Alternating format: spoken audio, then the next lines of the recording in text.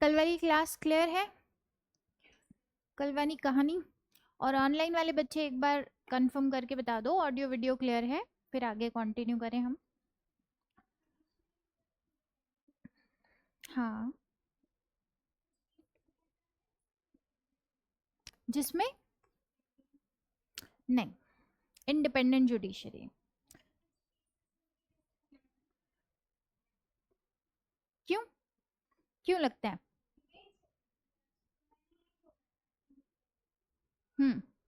फिर कुछ केसेस में ऐसा आपको देखने से लग सकता है, बट अगर आप उसके बिल्कुल डीप में जाओगे और सर्च करोगे, सारे फैक्ट्स एंड फिगर देखोगे, तो आपको बहुत क्लियर कट एग्जांपल्स की अगर मैं बात करूं तो ज्यादा एग्जांपल्स आपको किस तरफ के मिलेंगे? इंडिपेंडेंट है, नो डाउट। एक दो एग्जाम्पल आपको ऐसे मिल जाएंगे, एक दो से ज्यादा ही मिल जाएंगे इवन, लेकिन इधर वाली कैटेगरी के एग्जाम्पल्स जो है वो बहुत सारे हैं।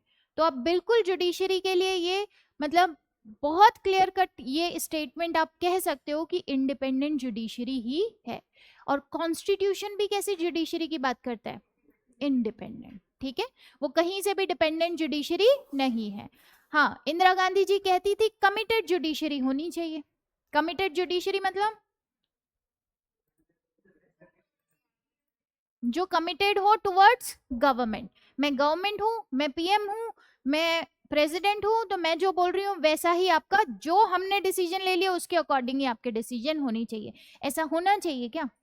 डेमोक्रेसी में ऐसा होना चाहिए? नहीं होना चाहिए। तो हमारे यहाँ पे इंडिपेंडेंट जुडिशरी है, कमिटेड जुडिशरी नहीं है।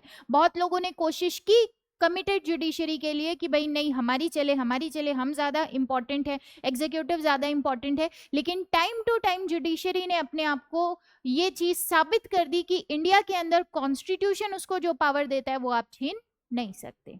क्लियर है? तो इंडिपेंडेंट जुडिशरी है। नेक्स्ट टॉपिक हमारा जो है, क्या हमारा यूनियन एग्जीक्यूटिव क्लियर है? यूनियन एग्जीक्यूटिव, यूनियन एग्जीक्यूटिव में कौन कौन सी पर्सनालिटी?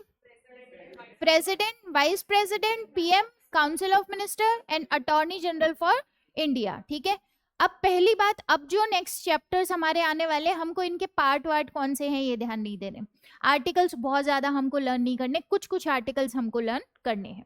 तो अब हम आते हैं यूनियन लेजिस्लेचर के ऊपर, या मैं टॉपिक बोल सकती हूँ कि हम इंडियन पार्लियामेंट को पढ़ने वाले हैं और उसके अंदर जो लॉ मेकिंग का प्रोसीजर होता है वो पढ़ने वाले हैं। क्या पार्लियामेंट के अंदर ही लॉ मेकिंग होती है? लॉ बनाए जाते हैं, कानून बनाए जाते हैं, तो उनको हम डिस्कस करेंगे। क्लियर है? अब यहाँ पे अगर मैं बात करूं तो सबसे पहले आर्टिकल 79 आपके पार्लियामेंट को डिफाइन करता है कि इंडिया के अंदर एक पार्लियामेंट होगी जो कि इन 3 इंग्रेडिएंट से मिलकर बनी होगी। नंबर 1 उसका पार्ट होंगे प्रेसिडेंट, नंबर 2 उसका पार्ट होंगी काउंसिल ऑफ स्टेट्स, या जिसको आप नॉर्मली कहते हो राज्यसभा, और नंबर 3 पार्ट होगा हाउस ऑफ द पीपल, या जिसको आप नॉर्मली कहते हो लोकसभा। क्लियर है? ये तीनों मिलके आर्टिकल 79 के अकॉर्डिंग एक बॉडी बनाते हैं, दैट इज पार्लियामेंट। और पार्लियामेंट का फंक्शन क्या होगा? लॉ मेकिंग होगा। क्लियर है इतना? लिखो उस बात को, हेडिंग डालो और आर्टिकल 79 लिखो। Article 79, there shall be a parliament, there shall be a parliament for the union, there shall be a parliament for the union which shall consist of the president, and 2 houses to be known respectively as, and 2 houses to be known respectively as the Council of States and the House of the People. The Council of the States and House of the People. Council of State मतलब Rajya Sabha, and house of people मतलब लोकसभा। किसकी बात कर रहे हो? लोकसभा की बात कर रहे हो। ठीक है, अब क्या फंक्शन होते हैं पार्लियामेंट के? क्या क्या जरूरत है पार्लियामेंट की, बताएं। लॉ बनाना, ठीक है, लॉ मेकिंग तो लिखा हुआ ही है, और क्या रिप्रेजेंट करती है पार्लियामेंट? लोगों के इश्यूज को डिस्कशन करती है, ये सारी चीजें करती है, ठीक है। और लॉ मेकिंग बॉडी है, वही तो फर्स्ट लाइन ही रिपीट हो गई।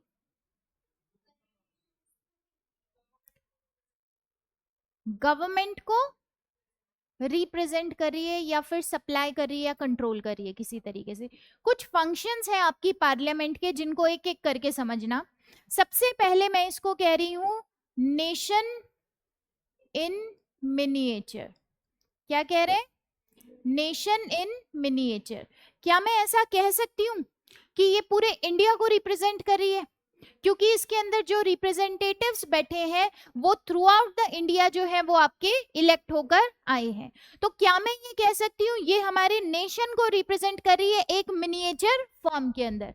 तो नंबर 1 पॉइंट है हमारा, पार्लियामेंट का फंक्शन क्या है? Nation in miniature. इस बात को ये क्लियर कट रिप्रेजेंट करके जा रही है।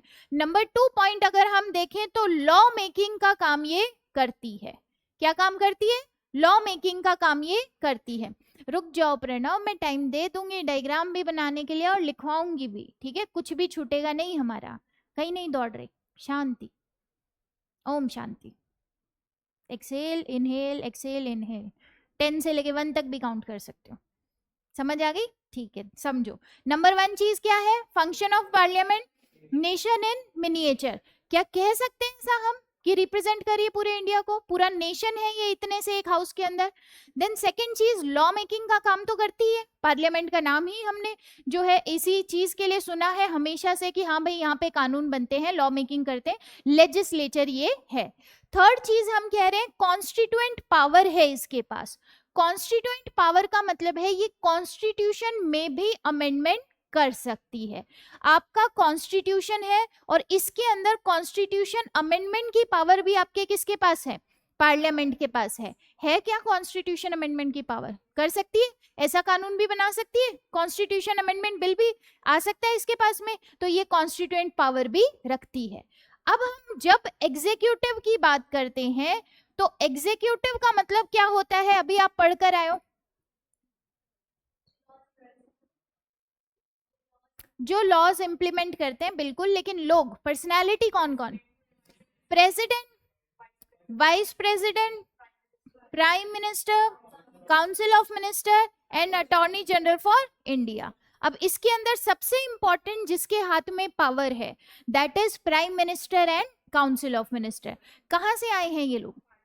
पार्लियामेंट से ही आए। तो क्या मैं ये बात कह सकती हूँ इट सप्लाइज द एग्जीक्यूटिव?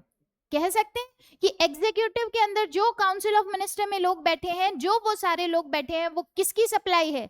किसने सप्लाई किए हैं वो लोग? पार्लियामेंट ने। पार्लियामेंट के अंदर जो एमपी बनकर आए थे उन्हीं लोगों में से कुछ लोगों को आपने काउंसिल ऑफ मिनिस्टर का पार्ट बनाया है। ऐसा है? मिनिस्टर नहीं रह सकते। अगर आप 6 महीने तक लगातार मिनिस्टर नहीं हो तो आप, मतलब एमपी नहीं हो तो आप मिनिस्टर बने रह सकते हो क्या? नहीं, आपको एमपी बनना पड़ेगा। तो क्या ये सप्लाई कर रही है एग्जीक्यूटिव को? कर रही है। इसके बाद ये एग्जीक्यूटिव को कंट्रोल भी करती है। कंट्रोल करती है थ्रू क्वेश्चंस, थ्रू रिजोल्यूशन। बहुत सारे टूल्स हैं इसके पास में पार्लियामेंट के अंदर। जैसे हमने अभी तक जो चीजें देखी हैं उसके अंदर मैंने बार बार बोला है कि जब भी गवर्नमेंट कोई भी एक्शन करती है, जब भी गवर्नमेंट कोई भी डिसीजन लेती है, क्या पार्लियामेंट उससे क्वेश्चन पूछती है कि क्या किया आपने इस मामले में? क्या क्वेश्चन पूछे जाते हैं उनसे? बिल्कुल पूछे जाते हैं। नो कॉन्फिडेंस मोशन जैसे भी मोशन होते हैं। बहुत सारे टूल्स हैं पार्लियामेंट को के पास जो कि आपकी गवर्नमेंट को, PM and council of minister को अकाउंटेबल रखते हैं। उनसे क्वेश्चन पूछे जाते हैं, उनसे रेजोल्यूशन पूछे जाते हैं। बहुत सारे मोशन है उनके पास में, पॉलिसी कट मोशन होते हैं बहुत सारे। तो बहुत सारे टूल्स हैं जिनसे ये किस पे कंट्रोल रखती है? एग्जीक्यूटिव के ऊपर कंट्रोल रखती है कि भाई आपको एग्जीक्यूटिव का पार्ट बनाया है लेकिन काम करने के लिए बनाया है, आप अपना इंटरेस्ट यहाँ पे फुलफिल नहीं कर सकते। और क्यों नहीं कर सकते? क्योंकि हम रिप्रेजेंटेटिव हैं लोगों के, तो हम इस बात का पूरा ध्यान रखेंगे कि आप अपनी पावर का मिसयूज ना करो। तो ये सप्लाई भी करते हैं एग्जीक्यूटिव को और ये एग्जीक्यूटिव को कंट्रोल भी करते हैं। और कंट्रोल करने के लिए बहुत सारे टूल्स हैं इनके पास जिनको हम पार्लियामेंट के अंदर डिस्कस करेंगे। बहुत सारे मोशन हैं, बहुत सारी चीजें हैं जो ये आपके यहाँ पर कर सकते हैं। इसके बाद ये हो गया 4 नंबर का। 5th नंबर लिखा नहीं क्या कहीं हमने? हो गया। 6 नंबर जो है that is custodian of public purse. जब हम बात करते हैं इंडिया का पैसा, कंसोलिडेटेड फंड फॉर इंडिया, ठीक है, जहां पे हमारा सारा खजाना रखा है हमने, अब उसमें से जब पैसे निकालने की बात आएगी तो विदाउट पार्लियामेंट के कंसेंट के आप निकाल नहीं सकते। कोई भी अथॉरिटी पैसा विदाउट पार्लियामेंट के नहीं निकाल सकती। जब तक पार्लियामेंट ना चाहे तब तक आप इस पर्स के अंदर से, इस खजाने में से 1 रुपया भी खर्च नहीं कर सकते। तो क्या इस तरीके से भी ये सरकार को अकाउंटेबल रखती है? अकाउंटेबल रखती है। जब बजट आता भी है हम इस पूरी प्रोसेस को भी डिस्कस करेंगे कि बहुत बार सरकार के जो डिपार्टमेंट है बहुत सारा पैसा मांगते हैं। जैसे फॉर एग्जांपल एक पर्टिकुलर डिपार्टमेंट मांग रहा है कि मुझे 70 करोड़ रुपए चाहिए इस वाली पॉलिसी को इंप्लीमेंट करने के लिए। वही चीज जब डिस्कस हो रही है पार्लियामेंट के अंदर तो पार्लियामेंटेरियंस जो है, एमपी जो है, वो उससे क्वेश्चन करते हैं क्यों चाहिए भाई 70,000 रुपए, 70,000 करोड़ रुपए चाहिए, 70 करोड़ रुपए चाहिए, जितना भी वो मांग रहा है फॉर एग्जांपल, क्यों चाहिए इतना? नहीं नहीं, इसको कट करके 20 में करो, ठीक है। तो ऐसी पावर्स भी आपके इसके पास होती है। इसलिए कह रहे हैं कस्टोडियन है किस चीज का? पब्लिक पर्स का। जब तक पार्लियामेंट हाँ नहीं करेगी तब तक सरकार पैसा खर्च नहीं कर सकती। इसके बाद में सोर्स ऑफ ऑथेंटिक इंफॉर्मेशन। क्या ऑथेंटिक इंफॉर्मेशन पार्लियामेंट के पास है? बिल्कुल है।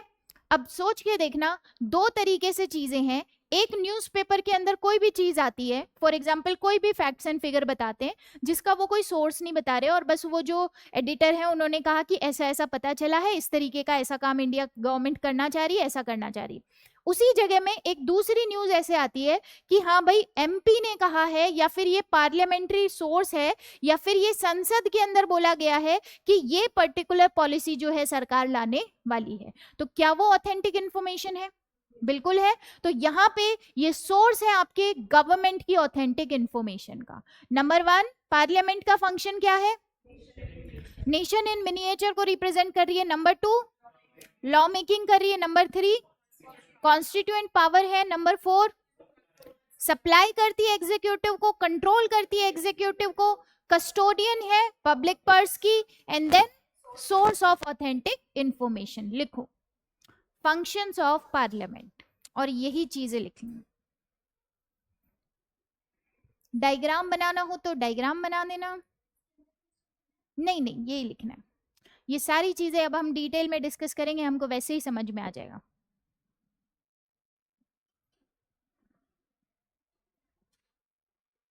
जैसे कॉन्स्टिट्यूएंट पावर को ये लिख रहे हो तो यहाँ पे आप लिख सकते हो ordinary law making. Union list पे और कॉन्करेंट लिस्ट पे बनाती है ना लॉ, ऑर्डिनरी लॉ मेकिंग।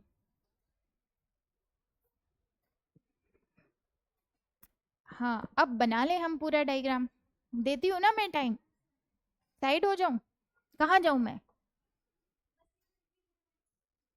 इधर के 2 पॉइंट्स, फिर इसको इधर करूं और उधर। और कुछ डिमांड आप लोगों की बता दो। ये देखो इतना ठीक है?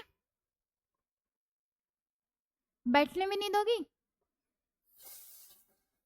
फैन भी ऑफ कर दो, इतनी सर्दी लग रही है।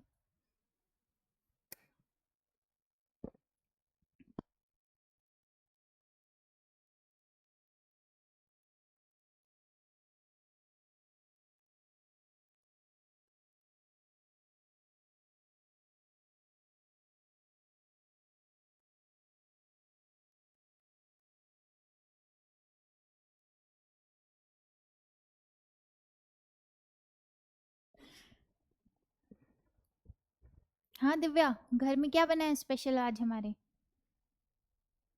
कुछ भी नहीं? पूरे इंडिया की एनर्जी डाउन नहीं लग रही आज थोड़ी? 15 अगस्त वाली? फील नहीं आ रही। कोलकाता में जो हुआ वो भी देखा होगा आपने।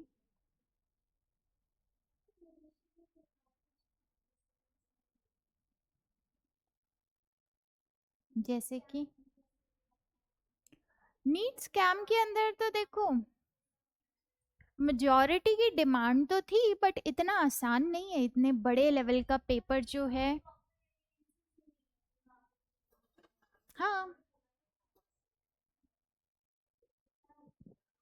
नहीं निकला था, चीजें निकली थी। देखो जुडिशरी का पॉइंट ऑफ व्यू गलत नहीं था। पहली बात, आपको सारी चीजें देखनी पड़ती है। आप मुझे एक बात बताओ कि कितना बड़ा प्रॉब्लमेटिक सिचुएशन एक बार में हो जाएगा।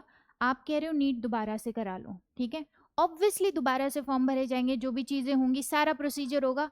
एक साल के इतने सारे स्टूडेंट जिनका एडमिशन होना है, समझ आ रहा है, एक पूरा बैच मिस कर रहे हो आप, एक पूरा बैच मिस हो जाएगा। तो क्या ये आसान काम है क्या? आसान चीज है? नहीं है। और फिर उसके बाद में अगर हम देखें कि जितने 25-26 लाख देते हैं नीट, बहुत सब, मेरे को लगता है सबसे ज्यादा भीड़ ही अभी इसी चीज के अंदर है, इसी सेक्टर में बूम आया हुआ है। पहले बीच में, मतलब जब मैं 11th-12th में थी तब भी आपके नीट का बूम था, मतलब तब AIPMT बोलते थे उसको, नीट नहीं बोलते थे। देन उसके बाद में थोड़ा डिक्लाइन गया, अब वापस से बूम पे है ये चीज। तो लेकिन बहुत मुश्किल हो जाएगा एक साल को आप बिल्कुल ऐसे कर दो कि इग्नोर कर दो, और एक साल का वो लोग कहाँ फिर, एक पर्टिकुलर पूरा बैच ऐसा रहेगा जिसके ना सीनियर्स हैं जिसके ना जूनियर्स हैं। समझ आ रहा है? और इतनी सीट्स जो हैं, इतने रिसोर्सेज जो हैं वो वेस्ट हो जाएंगे। प्लस सेकंड चीज, जब उतने सारे लोगों में 70,000 लोग आपको चूज करने हैं, उनको सीट्स देनी है, उनको ये सब करना है, फिर अगर उसके बेसिस पे आप एविडेंस की बात करोगे तो लिटरली कम है, सही में कम है, ऐसा नहीं है कि बहुत ज्यादा है।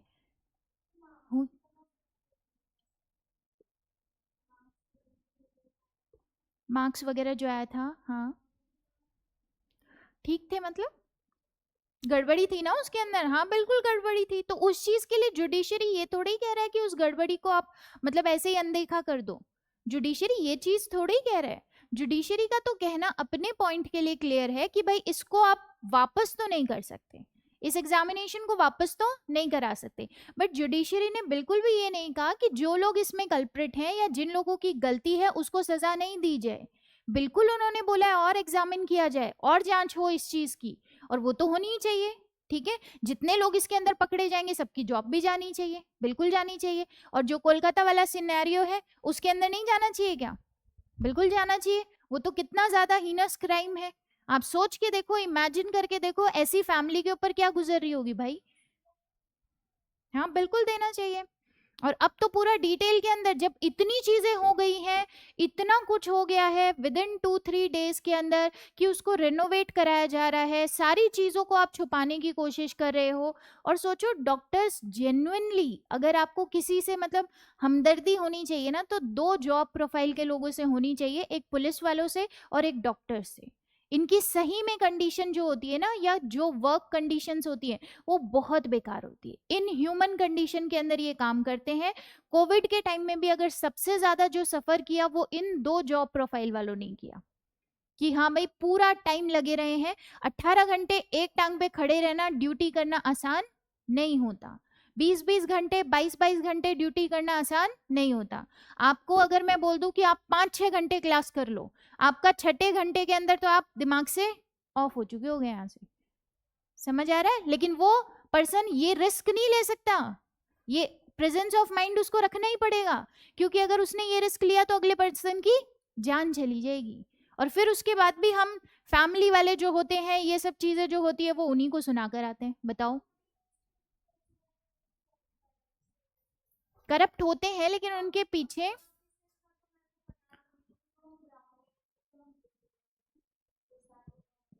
हाँ लेकिन उनकी जॉब पहली बात तो ठीक नहीं है, प्लस उनको करप्ट करने में हमने भी कसर नहीं छोड़ी है। हमने एज ए सिटीजन, हमने भी किसी चीज की कमी नहीं छोड़ी है उनको करप्ट बनाने में। समझ आ रहा है? नहीं तो आज के टाइम में हम भी तो वो काम करवा रहे हैं ना लोगों से। हम भी तो ये चीज चाह रहे हैं कि भैया मेरे को लाइन में ना लगना पड़े, और मैं किसी को 100-200 रुपए दे के मैं लाइन तोड़ दूं। ये चीज कर रहे हैं। ये भी है, बिल्कुल 101% हमारी रिस्पॉन्सिबिलिटी भी है। तो सबसे पहली चीज तो ये है कि हम अपनी रिस्पॉन्सिबिलिटी समझ लें। शुरुआत तो कहीं ना कहीं से करनी पड़ेगी, उनको हम सही नहीं कह रहे हैं, उनके अंदर भी बहुत प्रॉब्लम है, उनको भी हमको ठीक करना होगा। एज अ पॉलिसी मेकर तो आपको सब कुछ सोचना पड़ेगा, ठीक है। आपको तो ये काम करना है, तो आपके लिए तो आप में से बहुत सारे बच्चे आईपीएस बनेंगे, तो ये तो सोचना पड़ेगा कि कैसे आपको वहां जाके किस तरीके से। ये तो इतना सिस्टम खराब है, आईपीएस वगैरह जो बनते हैं, जो पुलिस सेक्टर के अंदर चले जाते हैं, आप विद इन उनको 1 मंथ देखो, ऐसा ट्रांसफॉर्मेशन होता है कि गाली दिए बिना तो बात नहीं करते वो, ये ट्रांसफॉर्मेशन होता है। समझ आ रहा है? तो ये चीजें सुधारी जा सकती है, इसीलिए एथिक्स पढ़ाया जाता है आपको, एथिक्स, मोरालिटी, यही सारी चीजें इसीलिए पढ़ाई जा रही है। अरे है, डिफरेंस है, लड़कियां भी वहां जाके वैसी हो जाती है कि ऐसे भाई कुछ कम नहीं होती। वो कुछ कम हो जाए ना तो हम सुनेंगे नहीं, सबसे बड़ी प्रॉब्लम ये है। हाँ, वो सुनेंगे नहीं ना, हमको आदत नहीं है। जब तक हम, वो कहते हैं ना, लातों के भूत बातों से नहीं मानते, हमको आदत नहीं है कि कोई हमको शांति से अगर बोल देना भाई इस रोड से निकल जाइयो, ना ना ना, जब तक वहां पुलिस वाला नहीं खड़ा होगा या ये सब की भाई हाँ मेरे पे नजर रखी जा रही है, तब तक हम हेलमेट भी नहीं लगाएंगे। आप सोचो, हेलमेट उसके लिए है या हमारी सेफ्टी के लिए है? लेकिन हम इंडिया के अंदर कितने लोग अपनी सेफ्टी के लिए हेलमेट लगाते हैं? इसलिए लगाते हैं कि पुलिस वाला पकड़ लेगा, चालान हो जाएगा, इसीलिए लगाते हैं। तो सबसे पहले एज अ सोसाइटी हमको इवॉल्व होने की जरूरत है, फिर हम उन लोगों को क्वेश्चन करें जो हमको मैनेज करने का कहीं ना कहीं से काम कर रहे हैं। बहुत अभी तो नहीं होना, आप करो, इसीलिए तो आपको बुला रही है यूपीएससी कि अच्छे अच्छे कैंडिडेट आओ और आप बनाओ पॉलिसी ऐसी कि जिससे इतना ज्यादा ट्रांसफॉर्मेशन हो पाए, वही इम्प्लीमेंट हो जाए तो बहुत बड़ी बात है, ठीक है। हाँ, ये थोड़ा डिस्कशन की जरूरत है। यहाँ पे आ जाए दोबारा से, अभी हम इस पे क्या पढ़ा था लास्ट में हमने, ये सारे लिख लिए। सोर्स ऑफ ऑथेंटिक, एक बार मैं बोल दे रही हूँ, देखना। Number 1 nation in miniature, number 2 ordinary law making, number 3 constituent power, number 4 controls the executive, number 5 supplies the executive, number 6 custodian of public purse, number 7 source of authentic information. क्या media biased हो सकती है? Media biased होती है, होती है, बिल्कुल होती है, ठीक है। लेकिन क्या पार्लियामेंट बायस्ड होगी? नहीं होती। पार्लियामेंट को जब क्वेश्चन करना होता है तो ये आपकी सरकार से भी क्वेश्चन करते हैं। बजट के अंदर हम ऐसी प्रोसीजर देखेंगे जिसके अंदर एक एमपी, सिर्फ और सिर्फ एक जगह पे एमपी होता है, वो ना बीजेपी का होता है ना कांग्रेस का होता है, वो सरकार से उतना ही क्वेश्चन करता है जितना एक दूसरी पार्टी का पर्सन क्वेश्चन करेगा। जब उनके ऊपर ये बात आती है कि हम पार्लियामेंटेरियंस हैं, हम एमपी हैं, मेंबर ऑफ पार्लियामेंट है, हमको अकाउंटेबल रखना पड़ेगा सरकार को, चाहे हमारी पार्टी की हो चाहे ना हो, तो उसके अंदर वो सारे लोग भूल जाते हैं वो कौन सी पार्टी के हैं, वो सारे लोग एक साथ क्या है, अब मेंबर ऑफ पार्लियामेंट है। क्लियर है? और ये प्रोसीजर हमको देखने मिलेगा बजट के टाइम में। क्लियर? नेक्स्ट हम आते हैं राज्यसभा। देखो हमने यहाँ पे बात की 3 personality, number 1 president, number 2 Rajya Sabha, number 3 Lok Sabha. क्या ये हम पढ़ चुके हैं? इनकी सारी पावर्स हम पढ़ चुके हैं, ऑर्डिनरी पावर भी और इमरजेंसी पावर्स भी। अब हम आ रहे हैं राज्यसभा, जिसको आप काउंसिल ऑफ स्टेट्स कह रहे हो, ठीक है। अब ध्यान से समझना, अब थोड़ी टेक्निकलिटी वाली सिचुएशन है और थोड़ा समझने वाली चीजें। सबसे पहले मैं राज्यसभा की बात कर रही हूं, तो एक तो मैंने नाम यूज किया काउंसिल ऑफ स्टेट्स, ठीक है। इसका मतलब राज्यों की परिषद बोल रही हूं मैं, इसको काउंसिल ऑफ स्टेट्स बोल रही हूं। तो एक बात ध्यान रखना कि पार्लियामेंट के अंदर जो चीज स्टेट्स को रिप्रेजेंट करती है वो है राज्यसभा। किसको रिप्रेजेंट कर रही है ये? स्टेट को। जो बॉडी स्टेट को रिप्रेजेंट कर रही है, क्या वो स्टेट के इंटरेस्ट को ध्यान रखेगी, कि पब्लिक इंटरेस्ट को भी ध्यान रखेगी? जिस भी चीज में एक पर्टिकुलर राज्य का हित होगा वो उस बात को आपके नेशनल लेवल के ऊपर उठाएगी। तो ये किसके इंटरेस्ट की बात करेगी? स्टेट के इंटरेस्ट की बात करेगी। तो अब इसका स्ट्रक्चर अगर हम देखें तो राज्यसभा के अंदर टोटल स्ट्रेंथ जो है वो कितनी होती है? मैक्सिमम कितने लोग हो सकते हैं? 250। मैक्सिमम कितने हो सकते हैं? 250। एग्जिस्टिंग स्ट्रेंथ क्या है अभी हाल फिलहाल में है कितने? 245। और कितने बढ़ा सकते हो सीट्स इसके अंदर आप? अगर 245 से बढ़ानी है तो आपको 5 और बढ़ा सकते हो, क्योंकि मैक्सिमम स्ट्रेंथ कितनी हो सकती है? 250 और अभी एग्जिस्टिंग स्ट्रेंथ कितनी है 245। इन 245 में से ये चीज हमने प्रेसिडेंट के टाइम पढ़ी थी, 12 जो है नॉमिनेटेड है बाय प्रेसिडेंट और कहां से नॉमिनेटेड है, literature, art, science, social service. हाँ कोई सा भी ऐसे बोल दो, literature, art, science, social service. अब आपसे एक क्वेश्चन, क्या इसको जरूरी है कि नॉमिनेट करना ही है? ये बोल रहा है मैं तो नहीं कर रहा, मेरा तो नहीं मन कर रहा नॉमिनेट करने का। प्रेसिडेंट है बोल सकता है, राजा है भाई बोल सकता है, मेरा तो नहीं मन कर रहा नॉमिनेट करने का। अब आई थिंक होता है जरूरी, अब तक तो मैंने देखा है, आई ऑल्सो थिंक कि होता है जरूरी। तो इसके ऊपर बाइंडिंग है, इसको एक यहां पर नॉमिनेट करना ही पड़ेगा। ये बाइंडिंग है on president to nominate 12 members from literature, art, science and social service. यहां से आपको 12 लोगों को नॉमिनेट करना ही पड़ेगा, ठीक है। अब सबसे पहले तो मैं ये 12 लोग जो हैं इनके लिए क्वेश्चन कर रही हूं आपसे, आप एक बार के लिए ये बाकी लोग जो हैं इलेक्टेड इनको साइड में रखो, ठीक है। मैक्सिमम स्ट्रेंथ कितनी हो सकती है 250, अभी कितनी है 245, इसमें से कितने लोग नॉमिनेट 12, कौन करेगा नॉमिनेट, प्रेसिडेंट। कौन से एरिया से नॉमिनेट करेगा, साइंस, सोशल सर्विस। क्या करना ही पड़ेगा, इसको करना पड़ेगा, बाइंडिंग है। तो आपके लिए क्वेश्चन है कि क्यों नॉमिनेट करना है, सबसे बड़ा क्वेश्चन क्यों करना है नॉमिनेट। उन फील्ड्स को रिप्रेजेंट करने के लिए, तो यहाँ रिप्रेजेंटेशन की उनको जरूरत क्या है।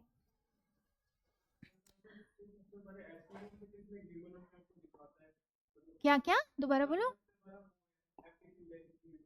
हाँ हाँ। हम्म हम्म हम्म।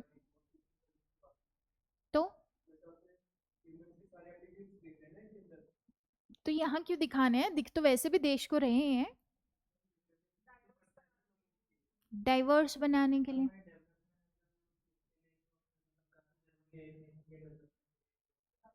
क्या जरूरी है कि हर फील्ड से लोग आए।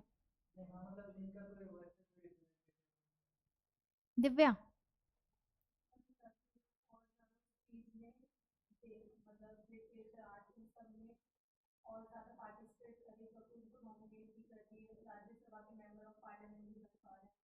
अब कोई पेंटर है तो वो बोलेगा जब तक नहीं बनाया तो मैं नहीं करूंगा पेंटिंग।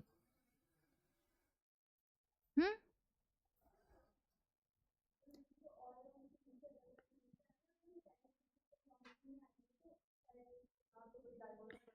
क्या टैलेंटेड लोग चाहिए आपको हर जगह, हर जगह चाहिए, ठीक है। तो ऐसे ही राज्यसभा वालों को भी चाहिए। अब दिक्कत क्या है राज्यसभा के अंदर, जितने भी लोग टैलेंटेड हैं, फॉर एग्जाम्पल सचिन तेंदुलकर की हम बात करें, ठीक है, ग्रेट पर्सनैलिटी, बहुत ही नीट एंड क्लीन पर्सनैलिटी, ठीक है। क्या उनको हमको इलेक्शन के गंदे प्रोसीजर में डालना चाहिए क्या। इलेक्शन का प्रोसीजर गंदा होता है पहली बात, ठीक है। बहुत ही माइंड चलाना पड़ता है, माइंड सेट चाहिए, ये चाहिए, तिगड़मबाजी करनी पड़ती है, इतना आसान प्रोसीजर नहीं है। इलेक्शन का प्रोसीजर इतना आसान नहीं है, जो लोग चुनाव लड़ते हैं वो भी इतने सिंपल नहीं है। तो जो इंडिविजुअल आपके टैलेंटेड हैं, क्या वो लॉ मेकिंग में लाने चाहिए हमको, कि वो भी अपना पॉइंट ऑफ व्यू दें। बिल्कुल लाना चाहिए, राज्यसभा के अंदर बिठाना चाहिए। लेकिन अगर इनको इलेक्शन के ऊपर छोड़ा, कि इनका एंट्री इलेक्शन के ऊपर छोड़ा, तो ये इलेक्शन के प्रोसीजर से आ नहीं पाएंगे, ये उतनी तिगड़मबाजी नहीं कर पाएंगे, और ये उस तरीके की गंदी पॉलिटिक्स खेल के आपके इलेक्शन वाली प्रोसीजर को पास नहीं कर पाएंगे। समझ आ रहा है। तो इसलिए नॉमिनेशन का प्रोसीजर हमने रखा है। लेकिन ये नॉमिनेशन क्या सिर्फ और सिर्फ इन्हीं ग्राउंड्स के ऊपर होगा, या कोई दूसरा ग्राउंड भी हो सकता है।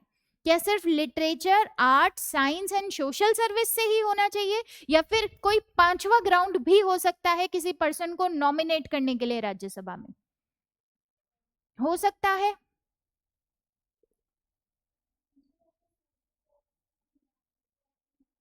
बाकी तो सारे आ ही गए, ठीक है।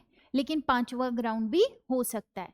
कॉन्स्टिट्यूशन के अंदर इस बात को लेकर जब बहस छिड़ी तब आपके सुप्रीम कोर्ट ने ये चीज क्लियर की कि ये सिर्फ और सिर्फ इलस्ट्रेटिव वे के अंदर आपको बताया गया है, सिर्फ समझाने के लिए बताया गया है, कोई बाउंडेशन नहीं है कि भाई इसी फील्ड से होना चाहिए, कोई बाउंडेशन नहीं है कि literature, art, science and social service से ही होना चाहिए। ये सिर्फ इलस्ट्रेट करने के लिए, आपको समझाने के लिए हमने बताया गया है।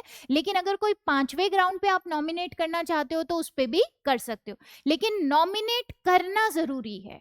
प्रेसिडेंट को नॉमिनेट करना ही पड़ेगा, बट किसी भी फील्ड से नॉमिनेट करे, लेकिन ये 12 लोगों को वो नॉमिनेट करे। क्या क्लियर है यहाँ तक की कहानी? ये हो गए आपके ये पर्सन जो नॉमिनेटेड थे। अब हम आते हैं दूसरे पर्सन्स पे जो कि क्या है, इलेक्टेड है।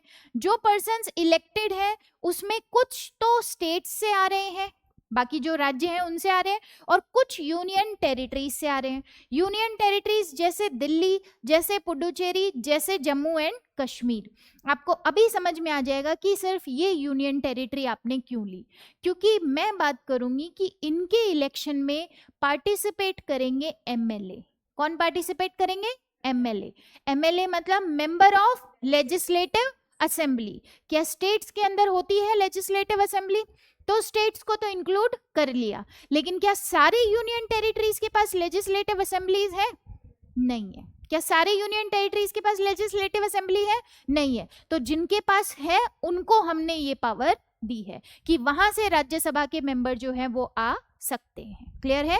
क्योंकि ये जो इलेक्शन है, इस इलेक्शन का मैनर होगा कि पार्टिसिपेट करने आएंगे आपके एमएलए। आप और हम वोट नहीं कर रहे इसके लिए, इनके लिए वोट कौन कर रहा है? किस पर्सन को राज्यसभा में भेजोगे? उसी स्टेट के एमएलए जो है, लेजिस्लेटिव असेंबली के एमएलए, वो डिसाइड करेंगे कि किसको आगे भेजना है। उनके वोट जो है वो पड़ेंगे, और वहां पे एक वोट मतलब एक ही है, कोई वोट वैल्यू जैसा कुछ नहीं है। वोट का मतलब एक वोट है तो एक वोट ही है। वही सिस्टम होगा, proportional representation system, single transferable vote. And ballot कैसा था? यहां होगा ओपन बैलेट। सीक्रेट बैलेट मतलब किसी को बताना नहीं है किसको वोट कर रहे हो, यहां पे दिखाना पड़ेगा कि इस पर्सन को हम वोट कर रहे हैं। और अगर जिसको दिखाया कि देखो वोट मैं इसको कर रहा हूं, और अगर किसी और को वोट किया तो आप डिस्क्वालीफाई तक हो सकते हो। आप एमएलए की पोस्ट से डिस्क्वालीफाई भी हो सकते हो अगर आपने अपनी पार्टी को दिखाया पहले कि हाँ मैं वोट इसको करूंगा, राज्यसभा के लिए भेजूंगा इसको, और फिर वोट आपने अगेंस्ट में किया। तो एमएलए, मैंने ये बोला कि ये इलेक्शन जो होगा इसमें कौन पार्टिसिपेट करेगा? राज्यसभा में मेंबर भेजने हैं। अगर हमको फॉर एग्जांपल आपके तमिलनाडु से राज्यसभा के लिए कुछ मेंबर्स भेजने हैं, तो इलेक्शन का इलेक्टोरल कॉलेज किन से मिलकर बना होगा? एमएलए से मिलकर बना होगा। एमएलए पार्टिसिपेट करेंगे। आपसे और मेरे से कह रहे हैं क्या ये वोट करने के लिए? हमको कह रहे हैं क्या वोट करो राज्यसभा के लिए? किया है कभी हमने वोट राज्यसभा के लिए? नहीं। जिनको हमने भेजा एमएलए बना के, वो एमएलए चूज करते हैं कि कौन जाएगा उनके स्टेट से राज्यसभा। क्या अब ये बात क्लियर कट है कि क्यों मैं इसको काउंसिल ऑफ स्टेट बोल रही हूँ? क्यों काउंसिल ऑफ स्टेट बोल रही हूँ? क्योंकि एमएलए इनको चूज करके भेज रहे हैं, ये इलेक्शन में पार्टिसिपेट कर रहे हैं, और ये ऐसे पर्सन को भेजेंगे जो आपके नेशनल लेवल के ऊपर, ये सेंट्रल लेवल के ऊपर हमारे स्टेट की बात वहां पर रख सके। इसलिए हम कह रहे हैं राज्यसभा जो है वो किसको रिप्रेजेंट करती है पार्लियामेंट के अंदर? स्टेट्स को रिप्रेजेंट करती है। जिन यूटीज के पास नहीं है, हाँ, तो उनके पास राज्यसभा में आने के लिए जरूरत क्या है? वो तो वैसे ही यूनियन टेरिटरीज हैं। सारा कंट्रोल क्योंकि यहाँ पे एमएलए हैं। ठीक है, यहाँ पे ये यूनियन टेरिटरीज हैं, लेकिन इनका एरिया इतना ज्यादा इंपॉर्टेंट हो गया है, ये यहाँ की पॉपुलेशन, जैसे दिल्ली ऑटोमेटिकली बहुत ज्यादा इंपॉर्टेंट है। तो लेजिस्लेटिव असेंबली बनाई आपने, पर्टिकुलर कॉन्स्टिट्यूशन में अमेंडमेंट करके आपने लेजिस्लेटिव असेंबली बनाई। लेजिस्लेटिव असेंबली जहां हम बना रहे हैं, तो वहां का रिप्रेजेंटेशन मुझे जरूरत लग रही है, राज्यसभा में वहां का रिप्रेजेंटेशन होना चाहिए। ये स्ट्रेटेजिकली हमारे लिए इंपॉर्टेंट एरियाज हैं। क्लियर है? जहां पे लेजिस्लेटिव असेंबली है उन एमएलए को हम बोल रहे हैं कि आप अपने यहां से इलेक्ट करके किसी पर्सन को राज्यसभा में भेज सकते हो। कौन पार्टिसिपेट करता है? इलेक्टोरल कॉलेज किसका बना होगा? एमएलए का। सिस्टम वही, PRS, STV, open ballot. Open ballot के अगेंस्ट अगर आप गए, आपने दिखाया किसी और का नाम, वोट किया किसी और को, आप डिस्क्वालीफाई हो सकते हो। ठीक है?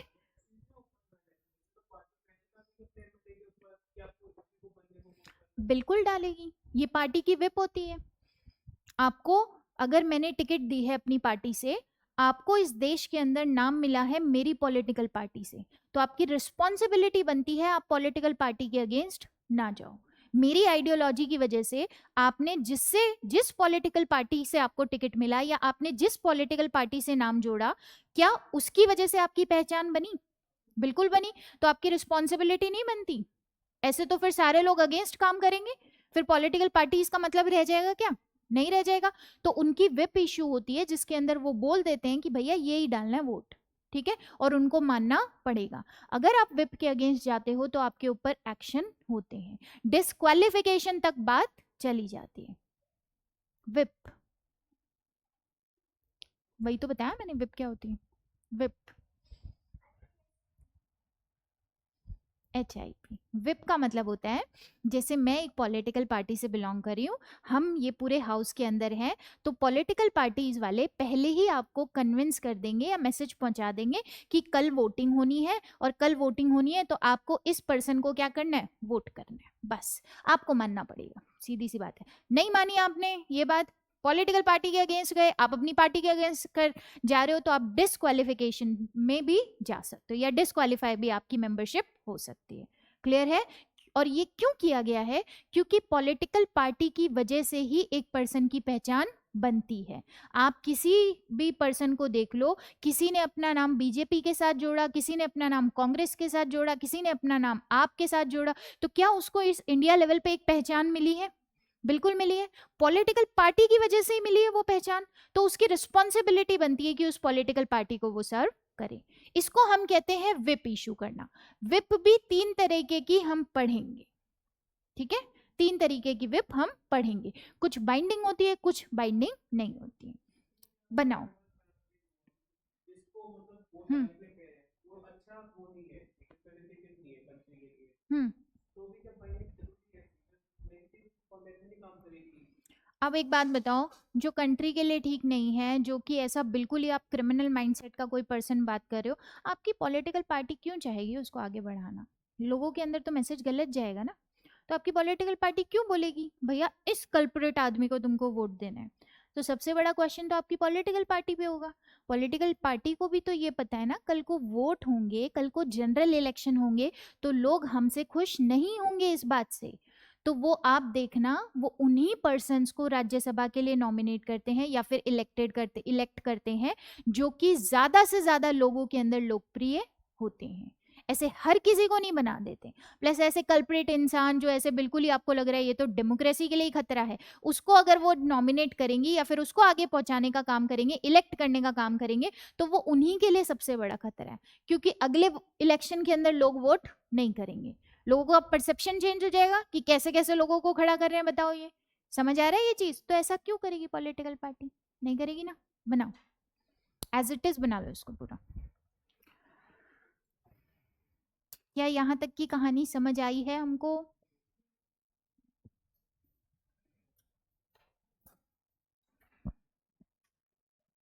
और इनको दिखाना पड़ता है कि भाई देखो मैं इसको वोट कर रहा हूँ। और इस विप मत लिखना यहाँ पे, ठीक है? विप वाला चीज मत लिखना, वो तो हम करेंगे डिस्कस। रंजना याद है विप 3 टाइप की कोई?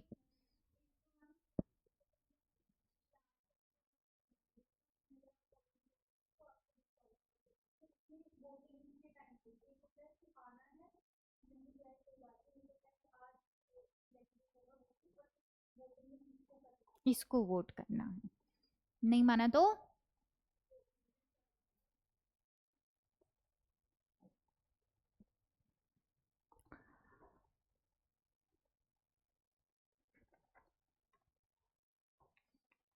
यहाँ पे ये चीज जरूर लिख लेना।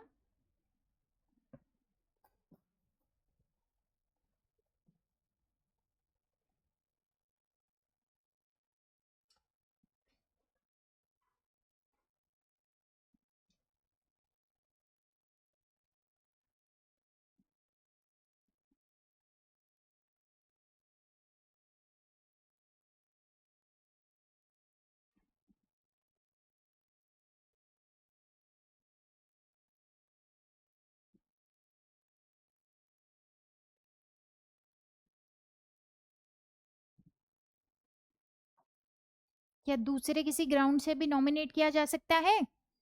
कर सकते हैं।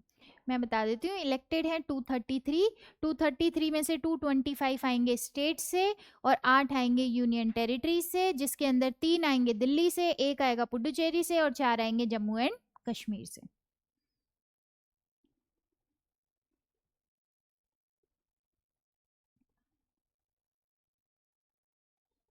क्लियर? कौन सा? ये कैसे? स्टेट्स के लिए नहीं है? बिल्कुल सारे एमएलए के लिए सेम है। ऐसे तो स्टेट्स नाराज हो जाएंगे, स्टेट्स नहीं यूटी नाराज हो जाएंगे कि हमको तो ओपन बैलेट करा रहे हो, उनको कह रहे हो सीक्रेट बैलेट कर दो। ये पूरा का पूरा प्रोसीजर जो है ये इलेक्टेड मेंबर्स के लिए, चाहे वो इलेक्टेड मेंबर्स स्टेट्स से हो, चाहे वो elected members in 3 union territories के हो, इनका प्रोसीजर सेम रहने वाला है। इलेक्टोरल कॉलेज में पार्टिसिपेट करेंगे MLAs, PRS, STV and open ballot. बन जाए तो बताना। हो गया?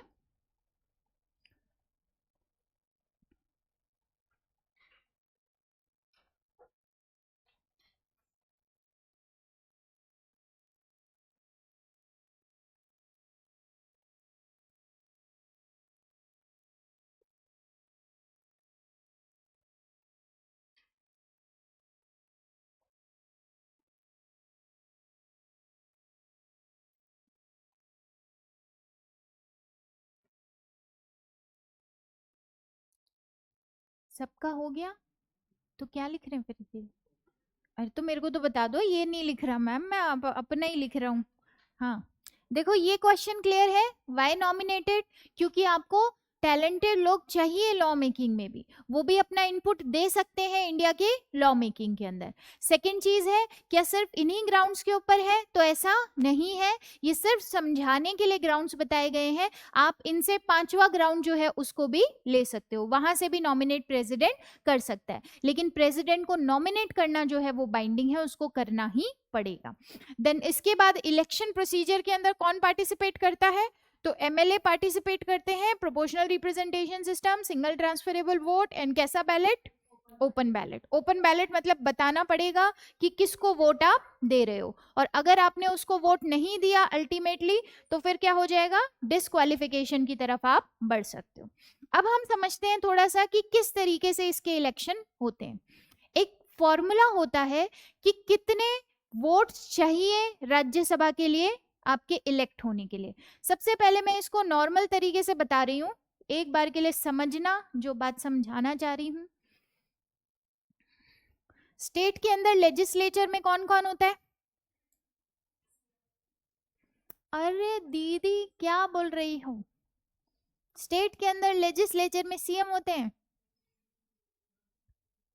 हाँ क्यों सीएम का नाम आया हमारे दिमाग में? एकदम एग्जीक्यूटिव आ गया। बोल मैम क्या रही है? लेजिस्लेचर बोल रही है, क्या होता है लेजिस्लेचर का पार्ट स्टेट के अंदर? विधानसभा और विधान परिषद, ठीक है। इसी को आप लेजिस्लेटिव असेंबली बोलते हो और इसी को आप क्या बोलते हो? Legislative council. इसका कोई रोल है क्या? कोई रोल नहीं है, ठीक है। इनका तो कोई रोल है ही नहीं, रोल देना ही नहीं है इनको तो, क्योंकि सारे स्टेट्स के अंदर है ही नहीं, ठीक है। सेकेंड चीज, रोल इनका है, यहाँ पे जो लोग बैठे हैं इन लोगों का आपके क्या है? रोल है कि ये लोग चूज करेंगे कि इनके स्टेट से कौन पर्सन राज्यसभा के अंदर जाएगा। पहली बात, क्या हमने शेड्यूल 4 के बारे में कभी बात किया है? शेड्यूल 4, शेड्यूल 4 के अंदर राज्यसभा से कौन से स्टेट से कितनी सीट्स हैं वहां पे मेंशन है, ठीक है। कि हाँ भाई इस स्टेट की पर्टिकुलर इतनी सीट राज्यसभा की है, यहां से इतने % राज्यसभा के लिए जाएंगे। ये एक्स स्टेट है कोई, यहां से 3 लोग चुन के आपके कहाँ जाएंगे? राज्यसभा में जाएंगे। तो सबका डिसाइडेड है और सबके पॉपुलेशन के प्रोपोर्शन में वहां पे सीट दे रखी है। और आपको शेड्यूल 4 खोलनी है और 4 खोल के आपको पता चल जाएगा कि भाई महाराष्ट्र से इतनी सीट जाएगी, ठीक है, राजस्थान से इतने लोग जाएंगे, गुजरात से इतने लोग राज्यसभा में जाएंगे। तो इनको पता है कि हमारे यहाँ पे कितनी सीट्स हैं, ठीक है। शेड्यूल 4 में लिखा है तो इनको पता है कि हमारे यहाँ से फॉर एग्जाम्पल हमारे यहाँ पे 3 सीट है और ये 3 सीट के ऊपर 3 कैंडिडेट, कोई भी कैंडिडेट जो है एबीसी सीट के ऊपर मुझे यहाँ से भेजने हैं। पार्टिसिपेट कौन करेगा? ये एमएलए करेंगे, ठीक है। कुछ क्वालिफिकेशन चाहिए इस पर्सन की, बिल्कुल कुछ क्वालिफिकेशन चाहिए। सबसे पहली बात सिटीजन ऑफ इंडिया होना चाहिए। दूसरी बात, जैसे लोकसभा के लिए 25 वैसे यहाँ के लिए 30 साल होना चाहिए। इसके बाद तीसरी क्वालिफिकेशन रजिस्टर्ड वोटर होना चाहिए, किसी भी पार्लियामेंट्री कॉन्स्टिट्यूएंसी से रजिस्टर्ड वोटर होना चाहिए, ऑफिस ऑफ प्रॉफिट होल्ड नहीं करता हो, ये क्वालिफिकेशन चाहिए। इन क्वालिफिकेशन वाले जो पर्सन है वो अपना अपना नाम देंगे कि भाई हम भी राज्यसभा में जाना चाहते हैं, हम भी नाम जाना चाहते हैं। मतलब 3 सीट है अगर, तो मान लो कि ये 6 लोग जो है ये अप्लाई करना चाह रहे हैं, ये 6 लोग हैं या 5 लोग, मान लो ये 5 लोग अप्लाई करना चाह रहे हैं। अब इसके अंदर जो लोग बैठे हैं क्या वो सारे सेम पार्टी के हैं? जरूरी तो नहीं है सारे सेम पार्टी के। हाँ, मेजॉरिटी एक पार्टी की है, ऐसा कह सकते हैं, जहां पे सरकार बनी हुई है। अगर इस स्टेट के अंदर सरकार बीजेपी की बनी हुई है तो मैं ये कह सकती हूँ बीजेपी की मेजॉरिटी है यहाँ पे एमपी के एमएलए के अंदर, लेकिन ये सारे एक पार्टी के नहीं है। लेकिन इन सब का रोल आएगा आपके राज्यसभा के लिए, इन लोगों में से कोई 3 लोग चूज करने का कि हाँ भाई आप लोग यहाँ से जाओगे कहाँ पे? राज्यसभा के अंदर। हाँ, देखते हैं कैसे, किसी भी पार्टी से, ठीक है। अब इसके लिए एक फॉर्मूला होगा। फॉर्मूला का ये होगा कि जितने टोटल एमएलए हैं उसको आप डिवाइड करोगे, जितनी उस स्टेट से वैकेंसी है +1 और पूरे को +1 करोगे। इस फॉर्मूला से जो भी नंबर आएगा मिनिमम उतने वोट तो होने चाहिए राज्यसभा के लिए इलेक्ट होने के लिए। ध्यान से सुनना दोबारा से, ये प्रोसीजर समझ आ गया कि 3 सीट है, फॉर एग्जाम्पल ये इतने लोग खड़े हैं, कौन वोट करेगा? ये लोग वोट करेंगे, ये देखेंगे कि किसको आगे भेजना है। अब जो नंबर चाहिए, total number of votes required to get elected to Rajya Sabha, वो चाहिए आपके टोटल नंबर ऑफ एमएलए कितना है, डिवाइड कर दो वैकेंसी कितनी है, +1, ठीक है। अब ये नंबर जितना भी आ गया, जैसे फॉर एग्जाम्पल यहाँ पे मैंने एग्जाम्पल के लिए लिखा है, धीरे धीरे समझना और ध्यान से समझना। कोई एक पर्टिकुलर स्टेट है, ठीक है, आप इस स्टेट को कुछ भी समझ लो, हम इसको नाम दे रहे हैं स्टेट नंबर A, ठीक है। ये स्टेट जो है यहाँ पे टोटल एमएलए कितने हैं? 300। कितने हैं? 300। यहां से राज्यसभा के लिए सीट कितनी है? 3। ये 300 लोग मिलकर 3 लोगों को आपके क्या करेंगे? राज्यसभा के लिए भेजेंगे कि हाँ भाई आप 3 लोग वो हो, वो स्पेशल लोग हो जो राज्यसभा के लिए इलेक्ट होते हो। इनको इलेक्ट करने के लिए एक फॉर्मूला लगाना पड़ेगा। इन्होंने फॉर्मूला लगाया, फॉर्मूला लगाने के बाद में इनके पास एक नंबर आ गया और वो नंबर आया 76। इसका मतलब मिनिमम जो भी पर्सन यहाँ 3 जाएंगे उनके पास 76 वोट तो होने ही चाहिए। 76 वोट तो चाहिए ही चाहिए कि 76 वोट मेरे को चाहिए, तभी मैं राज्यसभा के लिए नॉमिनेट, मतलब इलेक्टेड, बार बार मैं नॉमिनेट बोल रही हूँ, आप समझ जाना, ठीक है, इलेक्ट आप हो सकते हो। अब देखो 76 वोट चाहिए, टोटल 300 एमएलए है यहाँ पे, 300 के 300 एमएलए में मानो बीजेपी की पार्टी है, यहाँ पे बीजेपी की मेजॉरिटी है, 150 एमएलए जो है वो बीजेपी से बिलोंग करते हैं, आपके 80 एमएलए जो है वो इंडियन नेशनल कांग्रेस आईएनसी से बिलोंग करते हैं, आपके 70 एमएलए जो है वो आप पार्टी से बिलोंग करते हैं। क्या ये 150 लोग 76 वोट दे सकते हैं एक पर्सन को? आराम से दे सकते हैं।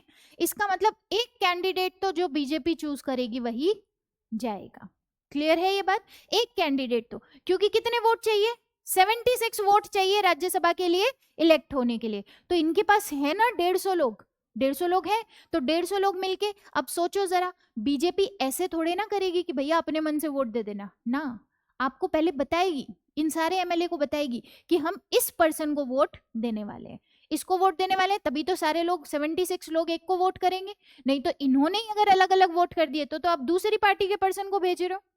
समझ आ रहा है? ये बीजेपी जिनको फेवर कर रही है उसके लिए 76 वोट तो इसके पास है, ये अपने 76 एमएलए को विप इशू कर देगी कि भैया इसको वोट करना है, ठीक है, इसको मिल गए 76 वोट, तो ये पर्सन तो जा रहा है, ये पर्सन तो 101%, एक सीट तो आपकी भर गई राज्यसभा की। कितनी और बची? 2 और बची है। नेक्स्ट हम आए इनके पास, कांग्रेस के पास। कांग्रेस के पास 80 वोट है, तो क्या ये भी एक कैंडिडेट अपना भेज देगी? 76 वोट देके 76 एमएलए को बोल दिया कि भाई आपको इन्हीं को वोट देना है, ठीक है, तो ये भी अपना एक कैंडिडेट मान लो बी जो है इसको भेज दिया, ये तो जा ही रहा है। कितने वोट बचे इनके पास में? 4 वोट। कितने बचे? 4 वोट। यहाँ पे आप पार्टी के पास कितने वोट हैं? 70 वोट।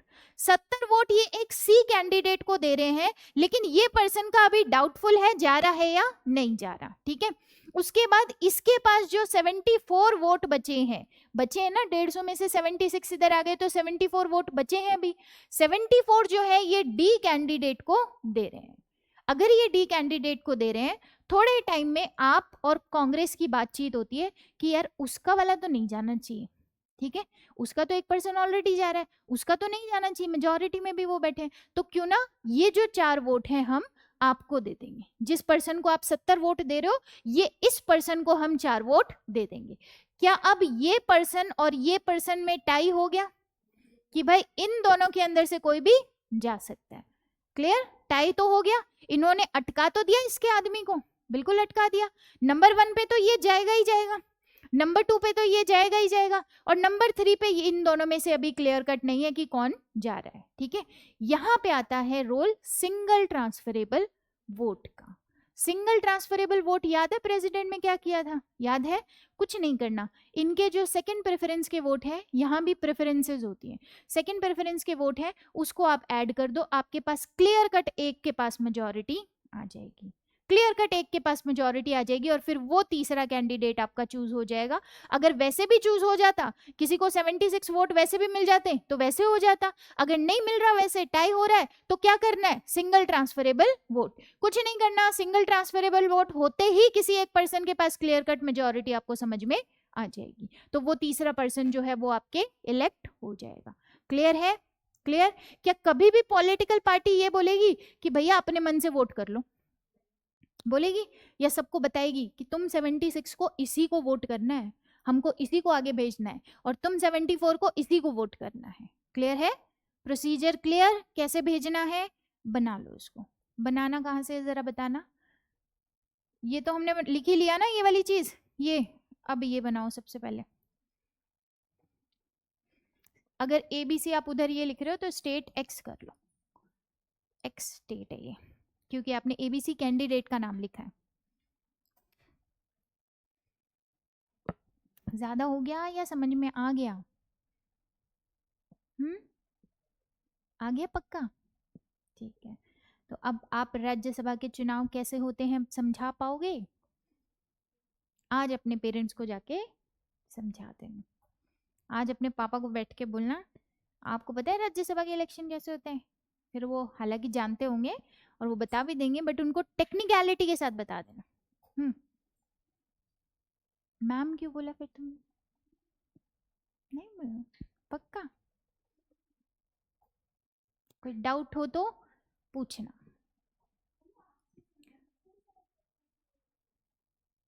कौन लोग? पार्टी वाले? हाँ, पार्टी का एक मेंबर होता है जिसका काम ही होता है सबको जाके कान में चुपचाप जाके बोलना कि भैया इसको वोट करना है, इसको वोट करना है, इसको वोट करना है। विप इशू की जाती है इसके लिए, और फिर उसके बाद में आपको पता होता है आपकी पार्टी का ऑर्डर क्या है, आप उसके अगेंस्ट नहीं जा सकते।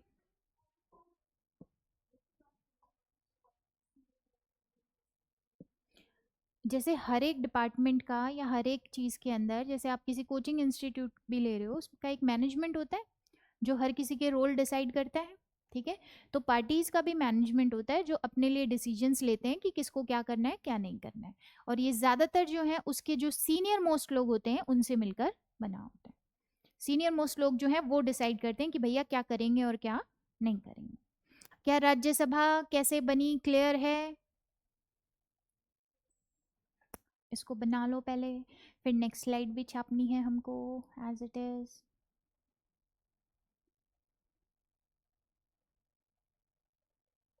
तुमने आगे वाली पूरी कॉपी भर दी बड़ी जल्दी?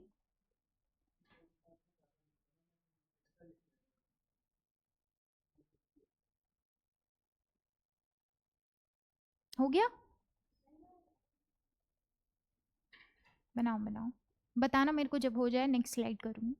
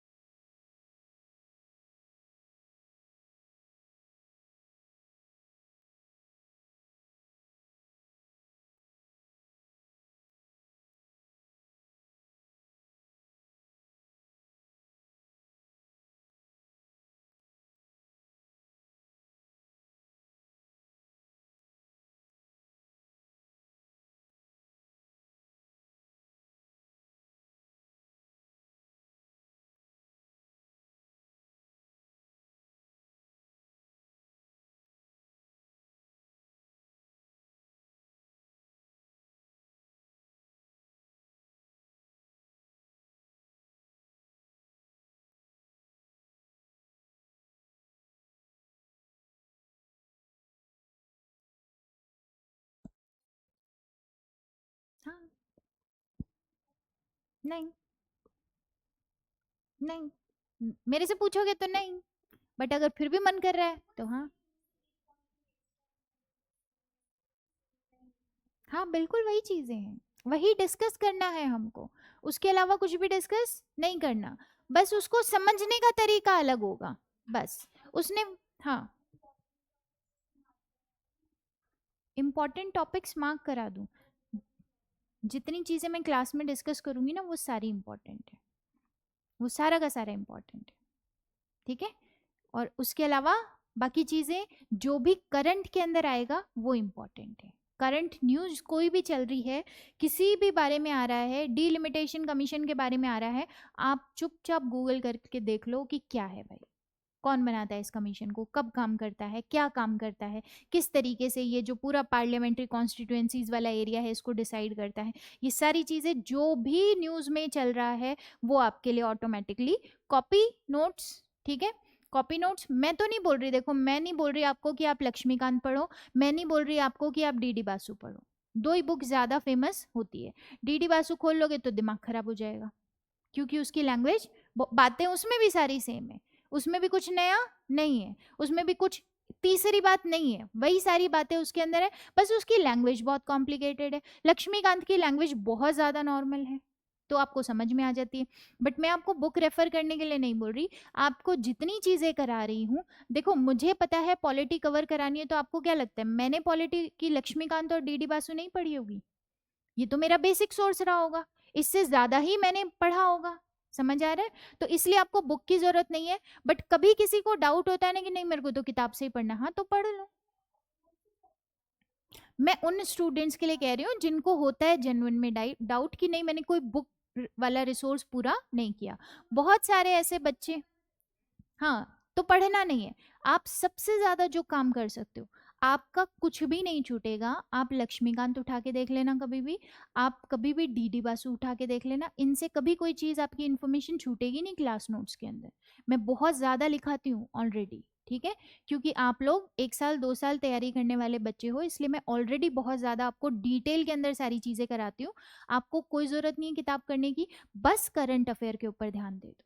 सिर्फ और सिर्फ करंट में जितनी चीजें चल रही है उसके ऊपर आप टाइम टू टाइम इस कॉपी के अंदर ऐड करते रहो।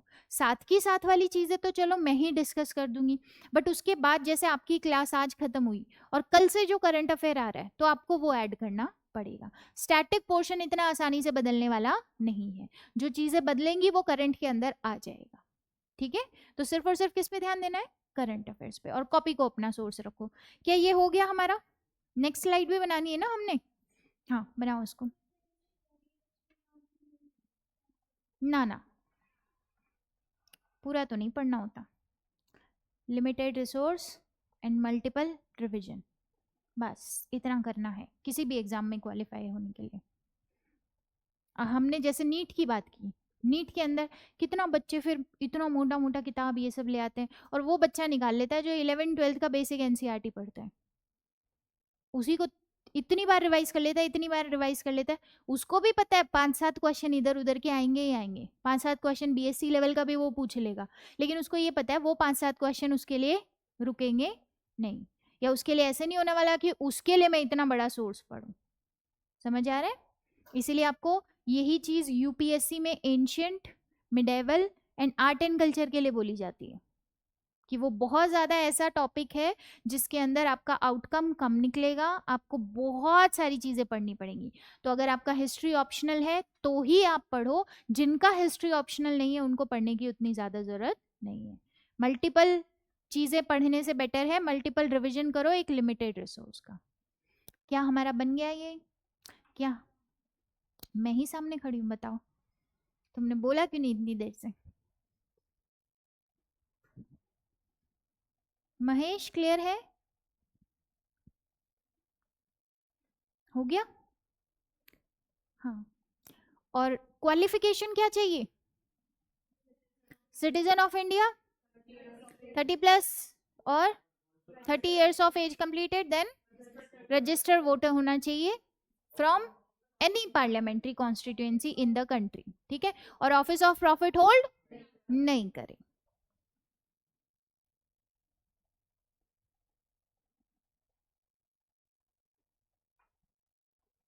क्या क्लियर है? नेक्स्ट लिखो क्वालिफिकेशन। नेक्स्ट लिखो qualification. Number 1 citizen of India. Number 1 citizen of India. Number 2 must have completed 30 years of age, 30 years of age.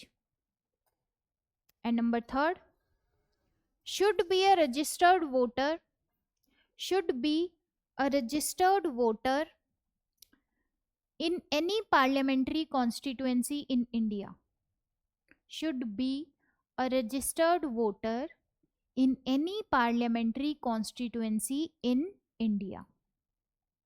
And star लगा के एक और लिख लो, should not hold, should also not hold any office of profit, should also not hold any office of profit.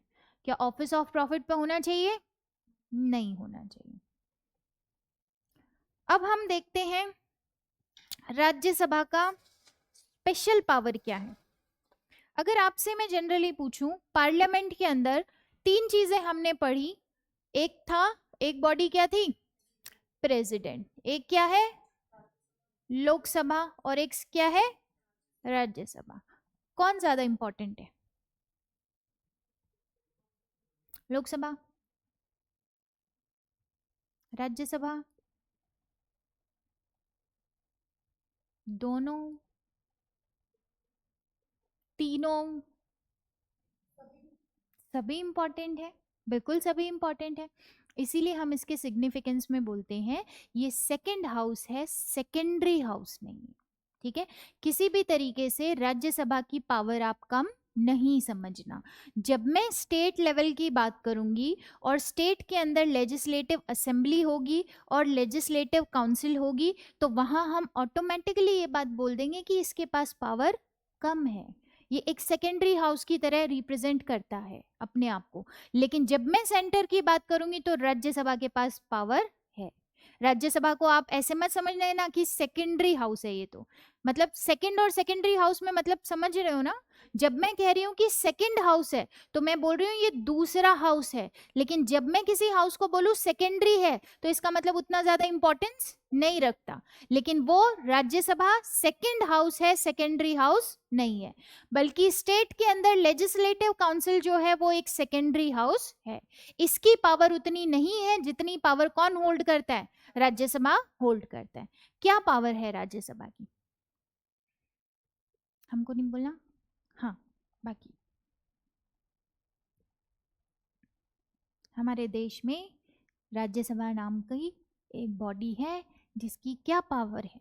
Pranav, executive power legislature को दे दी। वाह भाई वाह, ताली बजानी चाहिए इस पर तो। हाँ साक्षी, लॉ मेकिंग वाली है। महेश,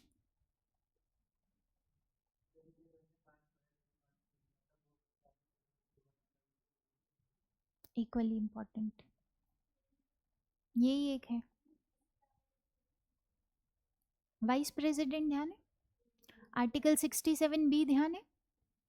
67B में क्या था, कौन से हाउस में, कहाँ पे आएगा ये रेजोल्यूशन सबसे पहले, क्या स्पेशल पावर है इसकी, सबसे पहली स्पेशल पावर राज्यसभा की है आर्टिकल 67B, जिसके अंदर अगर आपको उस पर्सन को हटाना है, किस पर्सन को हटाना है, वाइस प्रेसिडेंट को हटाना है, तो इसके लिए ये प्रोसेस इनिशिएट कहाँ होगी, राज्यसभा में। और कैसी मेजोरिटी से, अरे स्पेशल और इफेक्टिव में डिफरेंस था, इफेक्टिव मेजोरिटी से।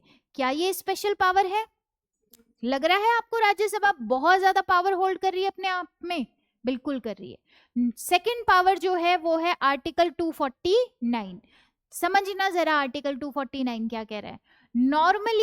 नॉर्मल कंडीशन के अंदर स्टेट लिस्ट के ऊपर, स्टेट लिस्ट में जितनी भी बातें लिखी हैं उन सब के ऊपर लेजिस्लेशन का काम किसका है, सेंटर का या स्टेट का, स्टेट लेजिस्लेचर का या सेंट्रल लेजिस्लेचर का, स्टेट के लेजिस्लेचर का। लेकिन आर्टिकल 249 के अकॉर्डिंग अगर राज्यसभा जरूरी समझे कि नहीं ये पर्टिकुलर थर्ड नंबर का स्टेट लिस्ट का टॉपिक जो है ये नेशनल इंटरेस्ट की बात है, नेशन का इंटरेस्ट इससे जुड़ा है, और वो ऐसा रेजोल्यूशन पास कर दे प्रेजेंट एंड वोटिंग के 2/3 से, कितने से, प्रेजेंट एंड वोटिंग के 2/3 से, तो इस टॉपिक के ऊपर अब लेजिस्लेशन की पावर पार्लियामेंट के पास चली जाएगी। नॉर्मल कंडीशन में स्टेट लिस्ट का सब्जेक्ट है, कोई भी XYZ कोई भी सब्जेक्ट लिखा था नंबर 3 के ऊपर, तो ये सारे सब्जेक्ट जो हैं इसके ऊपर कानून बनाएगा कौन, स्टेट लेजिस्लेचर, राज्य का विधानमंडल बनाएगा, ध्यान रखना। लेकिन जब राज्यसभा ऐसा रेजोल्यूशन पास कर दे प्रेजेंट एंड वोटिंग के 2/3 मेजोरिटी से कि नहीं ये स्टेट लिस्ट का जो टॉपिक है ये नेशन के इंटरेस्ट में है, तो इसके ऊपर कानून बनाने की पावर किसके पास चली जाएगी, पार्लियामेंट की। क्या स्पेशल पावर है राज्यसभा की, स्पेशल पावर है। और आर्टिकल 312 क्या होता है, all India services. All India services कौन कौन सी है,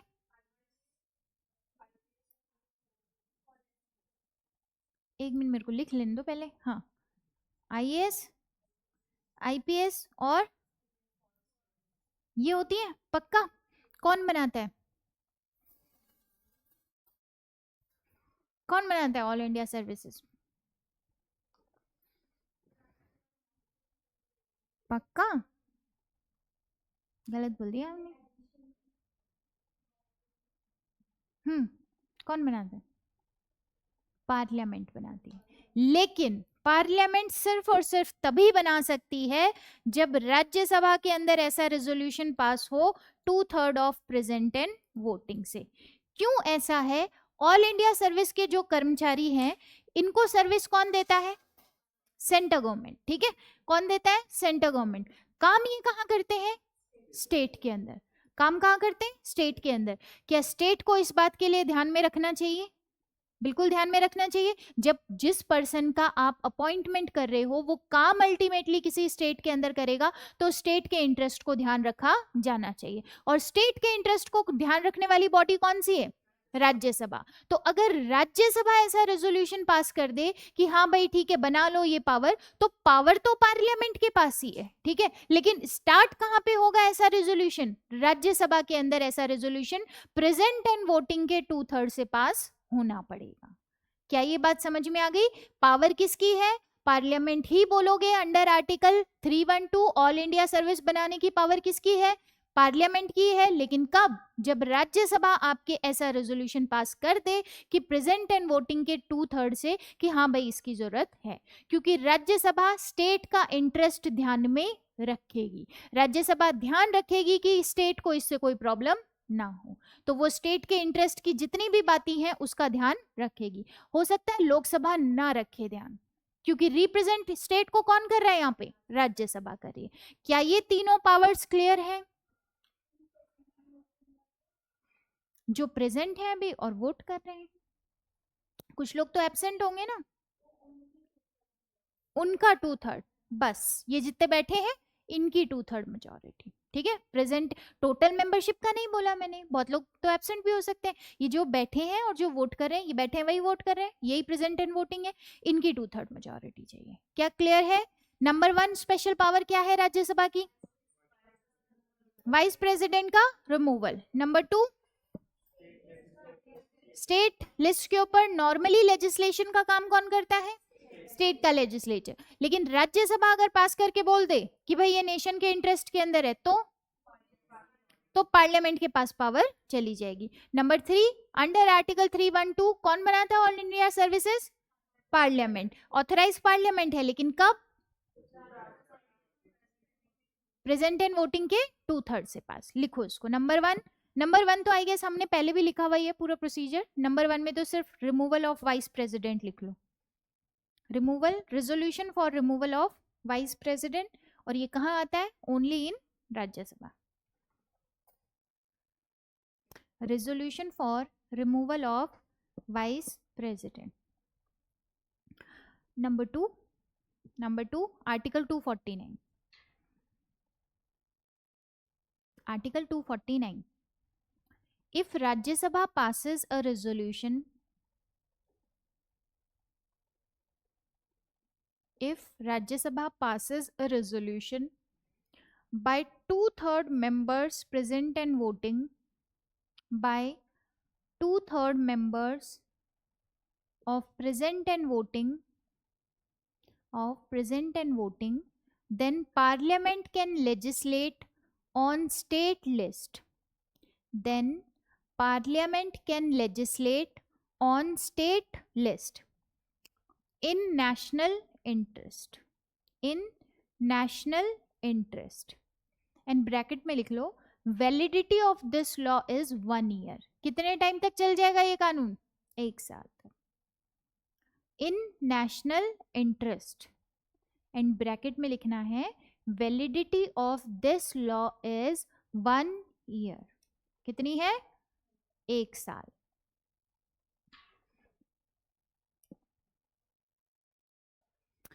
number 3 under article 312, under article 312 Parliament can create a new All India service. Parliament can create a new All India service only if Rajya Sabha passes a resolution. Only if Rajya Sabha passes a resolution by 2/3 members of present and voting. By 2/3 members of present and voting.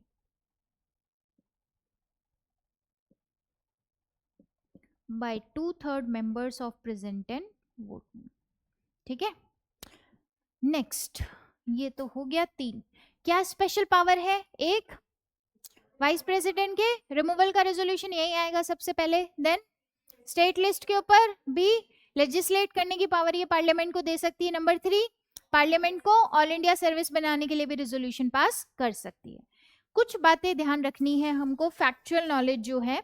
Number 1 है कि राज्यसभा के अंदर आप SC ST reservation की बात नहीं करते हो, ठीक है।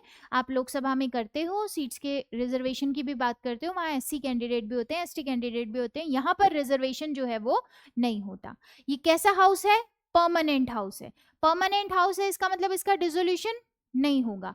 लोकसभा का क्या होता है? लोकसभा हर 5 साल के अंदर क्या होता है? पूरी की पूरी खत्म हो जाती है, सारे के सारे MP अब दोबारा वो MP नहीं आने वाले हैं, ठीक है। अब अगर जीते तो ही दोबारा आएंगे। ये हर 5 साल के अंदर न्यूली इलेक्टेड लोकसभा बन जाती है। लेकिन राज्यसभा का ऐसा नहीं होता। राज्यसभा एक परमानेंट मेंबर है, परमानेंट हाउस आपके है, और इसके अंदर जितने भी लोग हैं उनमें से 1/3 मेंबर जो है हर 2 साल के अंदर क्या होते रहते हैं?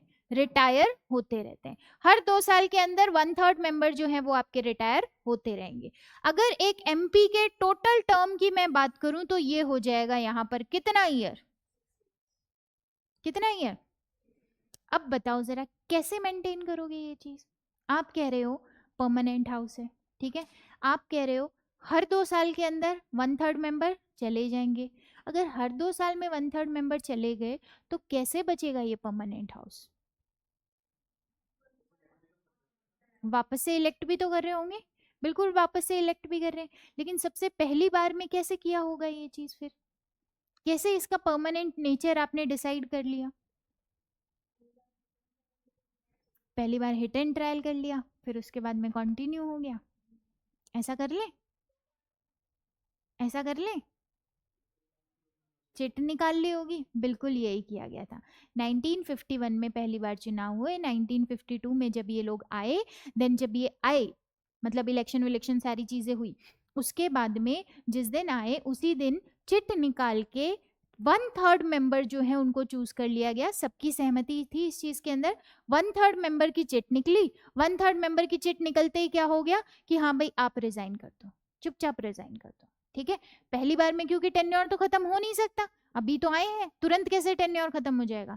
तो सबने इस बात पे सहमत किया कि अभी 1/3 मेंबर जो है इस पूरे हाउस के जितने यहाँ पर हैं वो क्या कर देंगे, रिजाइन कर देंगे। आप एक बार के लिए रिजाइन कर दो, उसके बाद इलेक्शन होंगे, आप दोबारा इलेक्शन लड़के आ जाना। इससे क्या फायदा होगा? इससे फायदा ये होगा कि हर 2 साल के अंदर आपके पास ऐसे टेन्योर हो जाएंगे कि भाई 1/3 मेंबर्स का इलेक्शन जो है किसी किसी पर्सन का 6 साल यहाँ पे आते ही खत्म हो रहा है, फिर उसके बाद 1/3 मेंबर और जो है उनका 6 साल यहाँ पे खत्म हो रहा है। समझ आ रहा है? और फिर उसके बाद में उनका 6 साल यहाँ पे खत्म हो रहा है। तो इस तरीके से आप ये परमानेंट हाउस वाली जो चीज है उसको कंटिन्यू कर लोगे। समझ आ रहा है? ये पूरा हाउस है, इसके अंदर नंबर 1 पे तो मैंने चिट निकाल के कर लिया, मैंने 1/3 मेंबर को बोल दिया कि भैया आप रिजाइन कर दो। ठीक है, इसी दिन इलेक्शन करा के आपको दोबारा से भर लेंगे, कोई दिक्कत नहीं है। अब आपका जो है 2 साल के बाद में ये जो टेन्योर है यहाँ से शुरू होता है आपका। क्लियर? यहाँ से आपका शुरू होता है। देन उसके बाद में बाकी जो लोग थे हर 2 साल के अंदर फिर ये वाले लोग हैं इनका इलेक्शन हो रहा है, फिर हर 2 साल के अंदर इनका इलेक्शन हो रहा है। ठीक है, 2 साल के अंदर इसका इलेक्शन, 2 में इनका, 2 में इनका, 3 बार तो इलेक्शन होना पड़ेगा। तो एक एक एमपी का टेन्योर कितना हो गया? 6 साल का हो गया। हर 2 साल के बाद में 1/3 मेंबर आपको ऐसे मिलेंगे जिनके 6 साल पूरे हो रहे होंगे। और स्टार्टिंग में आपने ये कैसे किया? स्टार्टिंग में क्योंकि सब मानेंगे थोड़ी कि भाई मैं ही क्यों जाऊं सबसे पहले, उनको ये डर लगेगा दोबारा पता नहीं चुनाव में जीतने देंगे या नहीं देंगे, ये दोबारा पता नहीं यहाँ पे तब बिठाएंगे या नहीं बिठाएंगे। तो सबने सहमत किया कि चिट निकाल के ये काम कर लिया जाए। क्या क्लियर है ये चीज? तो इस तरीके से इसका कैसा नेचर हमने डिसाइड किया, परमानेंट नेचर जो है वो आपके सेटल कर दिया। और ये जो 6 इयर्स लिखा है ये ध्यान रखना कॉन्स्टिट्यूशन के अंदर मेंशन नहीं है, ये आपके मेंशन है आरपीए एक्ट के अंदर। कहां पर मेंशन है? आरपीए एक्ट के अंदर। लिख लो ये बातें ऐसी की ऐसी। There is no reservation for SC ST in Rajya Sabha, there is no reservation for SC and ST in Rajya Sabha. Lok Sabha में होता है क्या? नहीं, नहीं होता।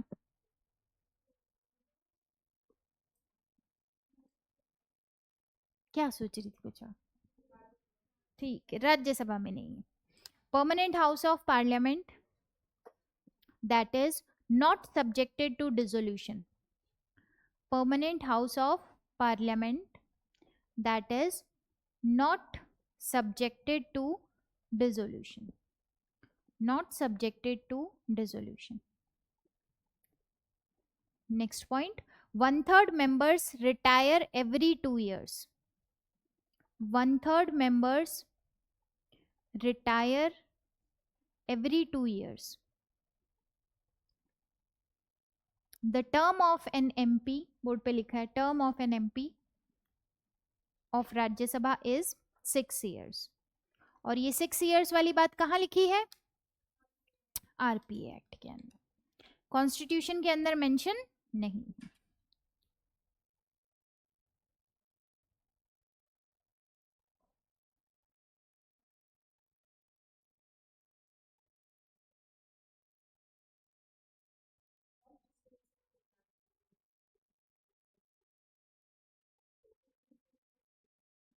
क्वालिफिकेशन क्या है? अरे नहीं, क्वालिफिकेशन में हमने क्या बोला, किस पर्सन को अपॉइंट करोगे, किस पर्सन को इलेक्ट करोगे, रजिस्टर्ड वोटर। तो जरूरी है ऐसा, जरूरी है। अच्छा समझ नहीं आया। फॉर एग्जाम्पल मैं हूँ, ठीक है, मैं राज्यसभा गई राजस्थान से, राजस्थान से मैं राज्यसभा के लिए इलेक्ट हो गई, मेरा टेन्योर खत्म हो गया। टेन्योर खत्म होने के बाद में अब मैं कहीं से भी सीट के लिए अप्लाई कर सकती हूँ क्या? नहीं, नहीं कर सकती। क्वालिफिकेशन चाहिए, क्वालिफिकेशन है मेरे पास, कहीं से भी कर सकती हूँ, बिल्कुल कर सकती हूँ। समझ आ रहा है? तो ऐसा कोई फिक्स सिनेरियो नहीं है। क्लियर है? तो ऐसा हम कर सकते हैं। और रही बात ये स्टार्टिंग वालों की, तो इसको मैं एक बार बना के ही बता देती हूँ। देखो जरा, इसको पूरा ही बना लेते हैं, 1 मिनट रुको। 1952 में मैंने 51 में मैंने बोला इलेक्शन हुए। चलो 1952 के अंदर आते आते आपके पास सारे एमपी आ गए, ठीक है। ये सारे एमपी कहाँ के, लोकसभा की बात कर रही हूँ या राज्यसभा? राज्यसभा की बात कर रही हूँ। अब 2 साल थोड़ा सा और लिया मैंने, 1953 हो गया, फिर 1954 हो गया। 54 के अंदर मैंने बोला 1/3 एमपीज को कि आप टाटा बाय बाय यहाँ से कर दो, ठीक है।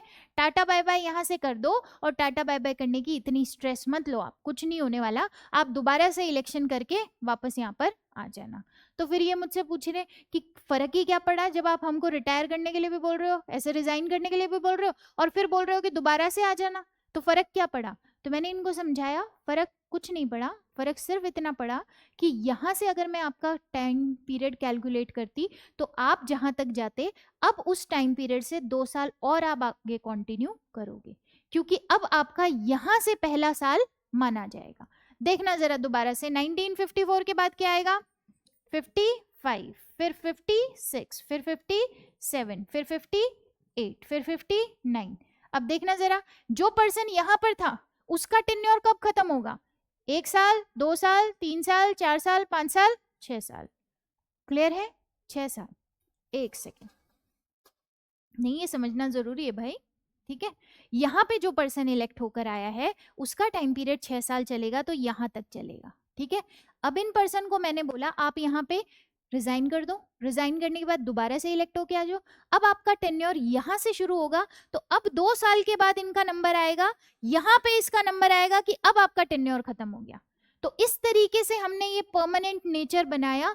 मैंने फिर उसके बाद में यहाँ वाले पर्सन को बोला कि अब आप यहाँ पे 1/3 मेंबर और रिजाइन कर दो और वापस से इलेक्ट होके आ जाना। बस मेरे को 2 बार करने की जरूरत पड़ी है। जैसे ही मैंने इनको बोला, अब इनका टाइम पीरियड, अब मेरे पास पता है सिनेरियो इसके बाद क्या आएगा, यहाँ पे 1/3 मेंबर मेरे रिटायर हो रहे होंगे, फिर 2 साल में मेरे 1/3 मेंबर रिटायर हो रहे होंगे, फिर 2 साल में ये वाले 1/3 मेंबर रिटायर हो रहे होंगे।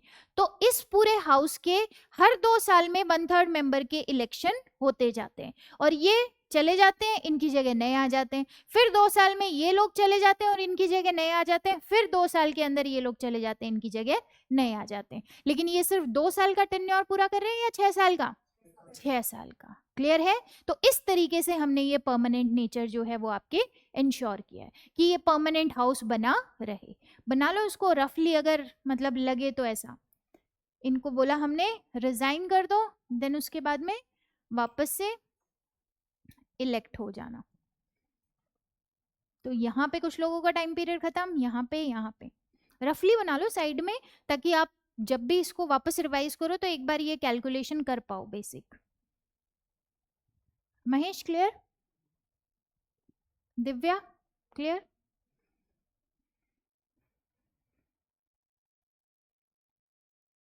इंटरेस्टिंग है ना राज्यसभा? हाँ नहीं बोला आप में से किसी ने? नहीं है? कंपेरेटिवली इंटरेस्टिंग है, पूरा लेजिस्लेचर बहुत इंटरेस्टिंग है। अब आगे जितनी चीजें आएंगी ना, आपको पढ़ने में मजा आएगा, आपको चीजें जानने में मजा आएगा कि अच्छा बजट ऐसे आता है, अच्छा ये वाले कट मोशन ऐसे होते हैं, सरकार ऐसे काम करती है। अब इंटरेस्टिंग टॉपिक्स हैं, जेन्युइनली इंटरेस्टिंग है। आप समझने की कोशिश करोगे अगर ये, तो ये अच्छा लगेगा आपको जान करके कि आपकी राज्यसभा का फॉर्मेशन इस तरीके से होता है। आज घर जाके कम से कम 2 लोगों को तो समझाना ही समझाना कि राज्यसभा के इलेक्शन कैसे होते हैं। बस भले ही ऐसे ही हल्के फुल्के में समझाना, लेकिन समझाना कि राज्यसभा के अंदर लोग ऐसे बैठते हैं। क्लियर?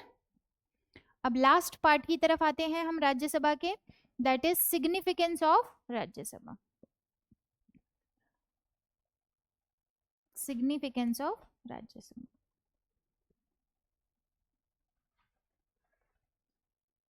क्या सिग्निफिकेंस है राज्यसभा का?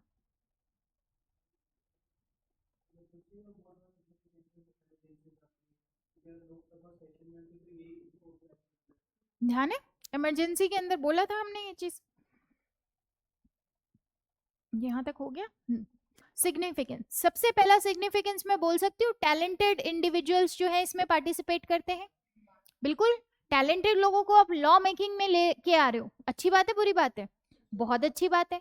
सेकेंड चीज अगर हम बोलेंगे कि ये स्टेट्स का इंटरेस्ट जो है उसका ध्यान रखती है, स्टेट के इंटरेस्ट का ध्यान रखती है, तो अगर सेंटर कभी भी पावरफुल बनना चाहे और सेंटर कभी भी स्टेट्स को इग्नोर करना चाहे तो ये इग्नोर होने नहीं देंगी। ये सारे के सारे स्टेट्स से लोग आए हुए बैठे हैं यहाँ पे, जो कि अपने अपने स्टेट का इंटरेस्ट का पूरा ध्यान रखते हैं कि सेंटर गवर्नमेंट कभी भी हमारे इंटरेस्ट के अगेंस्ट में काम ना करे।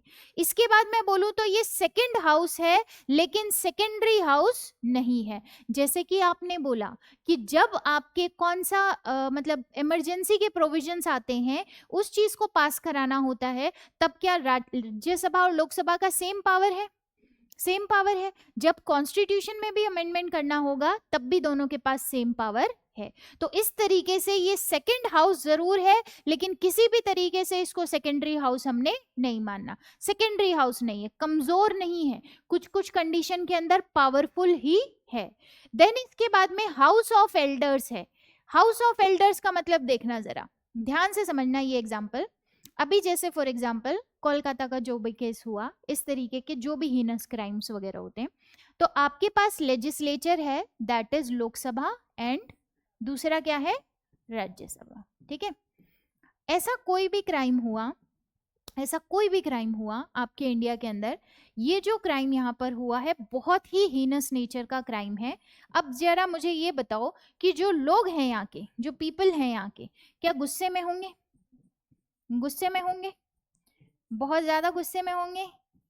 और ये क्या डिमांड करेंगे अब गवर्नमेंट से कि कोई ऐसा कानून लेकर आओ जो कि फॉर एग्जांपल इसके लिए कहता है कि डेथ सेंटेंस, मतलब डेथ सेंटेंस, मतलब क्लियर कट डेथ सेंटेंस मिलनी चाहिए, कोई पुलिस के पास नहीं लेके जाना, कोई जुडिशरी के पास। भाई हमारे इमोशन तो ऐसे ही है ना इस टाइम में, यही है कि भाई मेरे को सामने दिखे तो मैं मार दूं उसको, ऐसा लग रहा है, ऐसा फीलिंग तो होती है ना भाई जब ऐसा कोई हीनस क्राइम होता है। तो इन लोगों के इमोशंस अभी बहुत ज्यादा हाई हैं, बहुत ज्यादा ऐसे हैं कि भैया ना पुलिस के पास जाना चाहिए, ना जुडिशरी के पास, चुपचाप कानून पास करो जिसके अंदर ऐसे क्राइम करने वाले पर्सन को तुरंत पकड़ के आपके क्या कर दिया जाए? डेथ सेंटेंस दे दिया जाए, तुरंत पकड़ के। एक बार रिटायर वाला सिनेरियो दोबारा समझा दो। रिटायर वाला सिनेरियो विशाल में लास्ट में एक बार समझा देती हूँ, एक बार ये समझ लो अभी जो कंटिन्यूएशन में चल रहा है, फिर मैं दोबारा से एक बार रिपीट कर दूंगी उसको। हाँ, इन लोगों के इमोशंस अभी बहुत ज्यादा हाई हैं। अब ये लोकसभा के अंदर बोलेंगे, क्वेश्चन करेंगे इनको, क्यों कानून नहीं बना रहे, सरकार के ऊपर बिल्कुल दबाव डालेंगे, ये क्यों लोकसभा को ही बोल रहे हैं, राज्यसभा को नहीं बोल रहे? क्योंकि इनके रिप्रेजेंटेटिव कहाँ पर है? लोकसभा में। इन्होंने किनको वोट दे के भेजा है, कहाँ पे भेजा है? लोकसभा में भेजा है। इन्होंने राज्यसभा में वोट नहीं दिया। राज्यसभा में वोट किसने किया है? एमएलए ने किया है, इनके स्टेट के रिप्रेजेंटेटिव्स ने किया है, इन्होंने वोट नहीं किया। ये आप और मैं हूं, ये हम हैं, हमने वोट इसके लिए नहीं किया। तो जिसको मैं वोट दे के पहुंचाऊंगी वहां पे, मैं उसी को अकाउंटेबल रखूंगी। तो ये लोग बहुत क्वेश्चन कर रहे हैं इससे कि भैया क्यों नहीं कानून बना रहे, क्यों नहीं कानून बना रहे।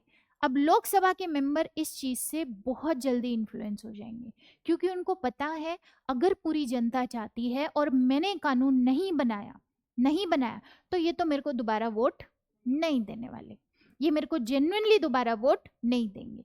अब ये तुरंत आपके जल्दी से हड़बड़ी के अंदर ये पूरा का पूरा फॉर्मेट ले आते हैं, बिल बना के इंट्रोड्यूस कर देते हैं। हाँ भाई, ना पुलिस के पास ना लेजिस्लेचर के पास में, और इस पर्सन को क्या मिल जाना चाहिए? डेथ सेंटेंस मिल जाना चाहिए। क्या मिल जाना चाहिए? Death sentence. प्लस इस बिल में इन्होंने ये भी बोल दिया, नो मर्सी पिटिशन, कोई भी मर्सी पिटिशन, कोई दया याचिका इसके पास जानी नहीं चाहिए। सही है गलत है? गलत है। लॉ एंड ऑर्डर मेंटेन करना चाहते हो आप, गलत है। ठीक है, आपने बोला था प्रिंसिपल ऑफ नेचुरल जस्टिस, सुनने का अधिकार तो होना चाहिए, समझ रहे हो? आपको उसको उसकी बात रखना तो पड़ेगा। ये तो इमोशन में आके इन्होंने कर दिया बिल पास, क्योंकि इनको तो डर लगा सीट जाने का, इनको तो लगा कि कल को ये इलेक्शन में पार्टिसिपेट मतलब वोट ही नहीं देंगे हमको, तो इन्होंने ये बिल पास कर दिया। अब ये जो बिल जो हड़बड़ी में पास किया गया है, इसको रोकेगा कौन? राज्यसभा। राज्यसभा बोलेगी इतनी जल्दी क्या है, थोड़ा सा रुक जाओ भाई, रुक जाओ थोड़ा सा। अब कहने के लिए तो ये सिर्फ बिल को यहाँ पे रोक रही है, बट ये बहुत बड़े इशू को आपके रोक रही है, बहुत बड़ी प्रॉब्लम होने से राज्यसभा रोक रही है। इसीलिए कहा जा रहा है हाउस ऑफ एल्डर्स है, बड़े बूढ़े लोगों का घर है जो सोच समझ के काम करते हैं। इनको क्यों इतनी हड़बड़ी नहीं है?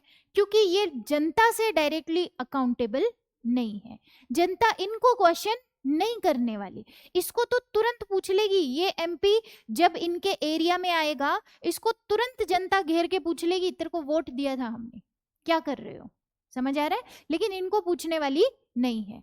तो ये हाउस ऑफ एल्डर्स है जो ऐसे हड़बड़ी वाले बिल होते हैं उनको रोकने का काम करते हैं कि भैया एक बार शांति से सोचो, मामला ठंडा होने दो। इस टाइम में लोगों के इमोशंस ऐसे ही होते हैं, लेकिन लॉ एंड ऑर्डर इस तरीके से नहीं बनते, इमोशंस से नहीं बनते। सारी चीजें देखनी पड़ती है, प्रिंसिपल ऑफ नेचुरल जस्टिस देखना पड़ता है, तब जाके कोई कानून बनाया जाएगा।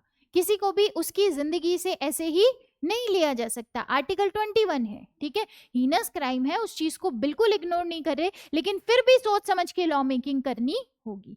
इसीलिए आप कह रहे हो इसको कि ये कैसा हाउस है, कहाँ गया, हाउस ऑफ एल्डर्स। क्लियर है, हाउस ऑफ एल्डर्स। अब देखना जरा, कोएलिशन गवर्नमेंट के टाइम में इसका बहुत बड़ा रोल आता है। कोएलिशन गवर्नमेंट जब आती है, जब किसी भी सिंगल पार्टी के पास मेजॉरिटी नहीं है और दो पार्टी मिलके एक साथ में क्या कर रही है, आपकी सरकार चला रही है, तब ये बार्गेनिंग का काम करते हैं। बार्गेनिंग इन द सेंस कैसे कि आपके लोकसभा से ये बिल गया, ठीक है, ये बिल गया, राज्यसभा में मेजॉरिटी नहीं है उसकी, उस पार्टी की मेजॉरिटी नहीं है, राज्यसभा बिल को अटका लेगी। राज्यसभा क्या कर देगी, उस बिल को अटका देगी।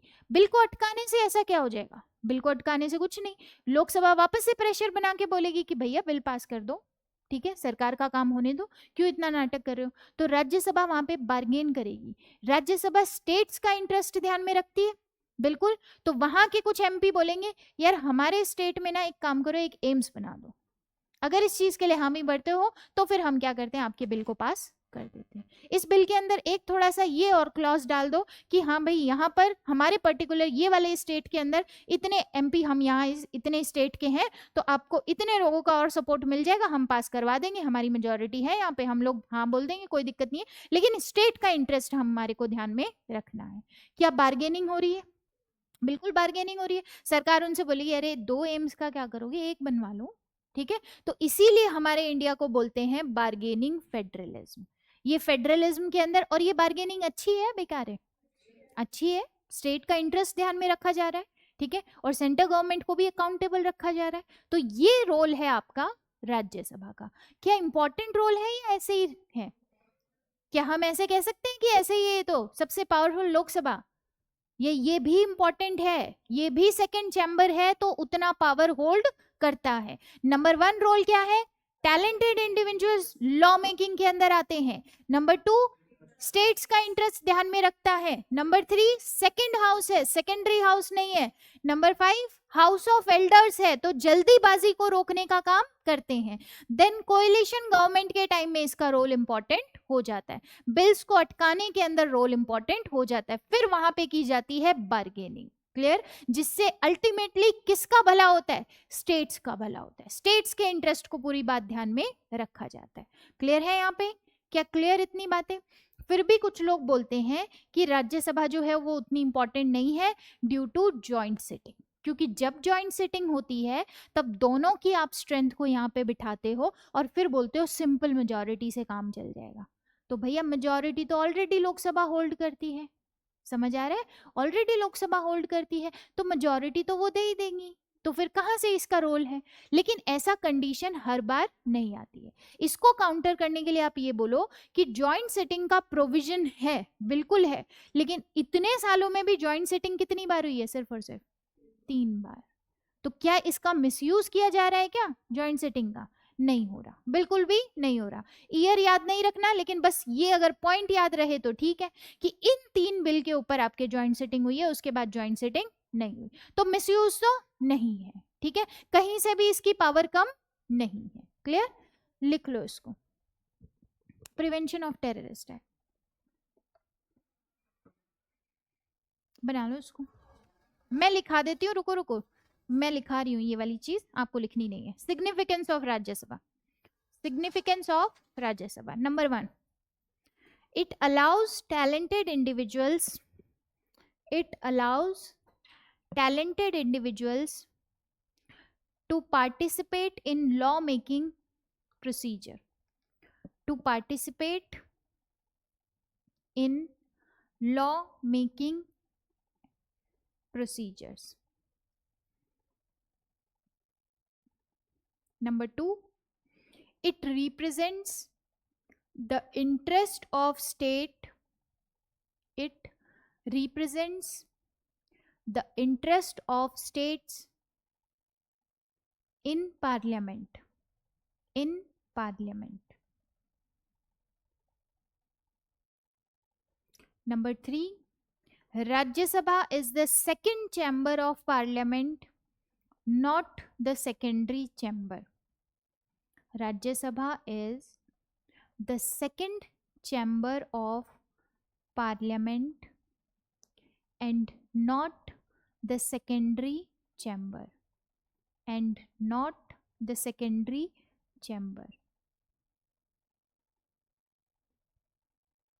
इसके अंदर फॉर एग्जाम्पल लिखो, इसी पॉइंट में for example, all constitutional amendment bills shall have to be approved by Rajya Sabha.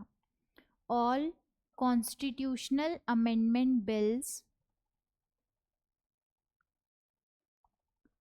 shall have to be approved by Rajya Sabha.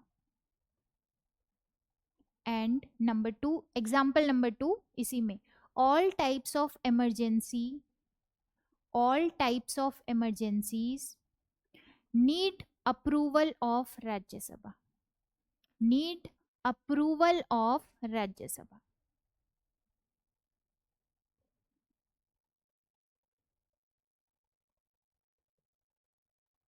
Next point, Rajya Sabha has a spectacular role, Rajya Sabha has a spectacular role in coalition politics, in coalition government या politics, in coalition politics, and also in government, and also in government where ruling party lacks majority in Rajya Sabha, where ruling party lack majority in Rajya Sabha, lack majority in Rajya Sabha. And then एक point क्या था? House of elders, house of elders, house of elders. ठीक है, और कुछ लोग कहते हैं कि राज्यसभा जो है इंफीरियर है, और क्यों इंफीरियर है? सबसे पहली चीज, इंफीरियर है किस मामले में? जॉइंट सिटिंग के मामले में, कि भैया जॉइंट सिटिंग होती है और जॉइंट सिटिंग के अंदर आप इसको कोई पावर नहीं देते। नंबर 2, एक मनी बिल भी कह सकते हो कि मनी बिल के केस में भी क्या है? इंफीरियर है। मनी बिल को ज्यादा टाइम तक के लिए ना रोक सकती है, ना कुछ इसका रोल है उसके अंदर, तो आपके ये 2 कंडीशन मानी जाती है कि आपके इंफीरियर रोल है। मनी बिल वाली बात हम मान भी सकते हैं कि हाँ है, ऐसा है भी, बिल्कुल है। मनी बिल के केस में ज्यादा पावरफुल कौन है? लोकसभा है, ठीक है। तो इसलिए गवर्नमेंट को जब कोई बिल पास कराना होता है तो गवर्नमेंट अपनी पावर का मिसयूज बिल्कुल करती है, और वो किसी भी बिल को कैसे पास करती है, जब उसको पता है राज्यसभा में मेरी मेजोरिटी नहीं है तो वो एज अ मनी बिल उसको इंट्रोड्यूस करती है। क्लियर है? एज अ मनी बिल उसको इंट्रोड्यूस किया जाता है। तो मनी बिल के केस में और ज्वाइंट सेटिंग के केस में आपको यहाँ पे इसकी पावर्स थोड़ी सी कम दिखाई देती है, लेकिन ये कोई ज्यादा कंसर्न है क्या? ज्यादा कंसर्न है? नहीं, ज्यादा कंसर्न वाली बात नहीं है।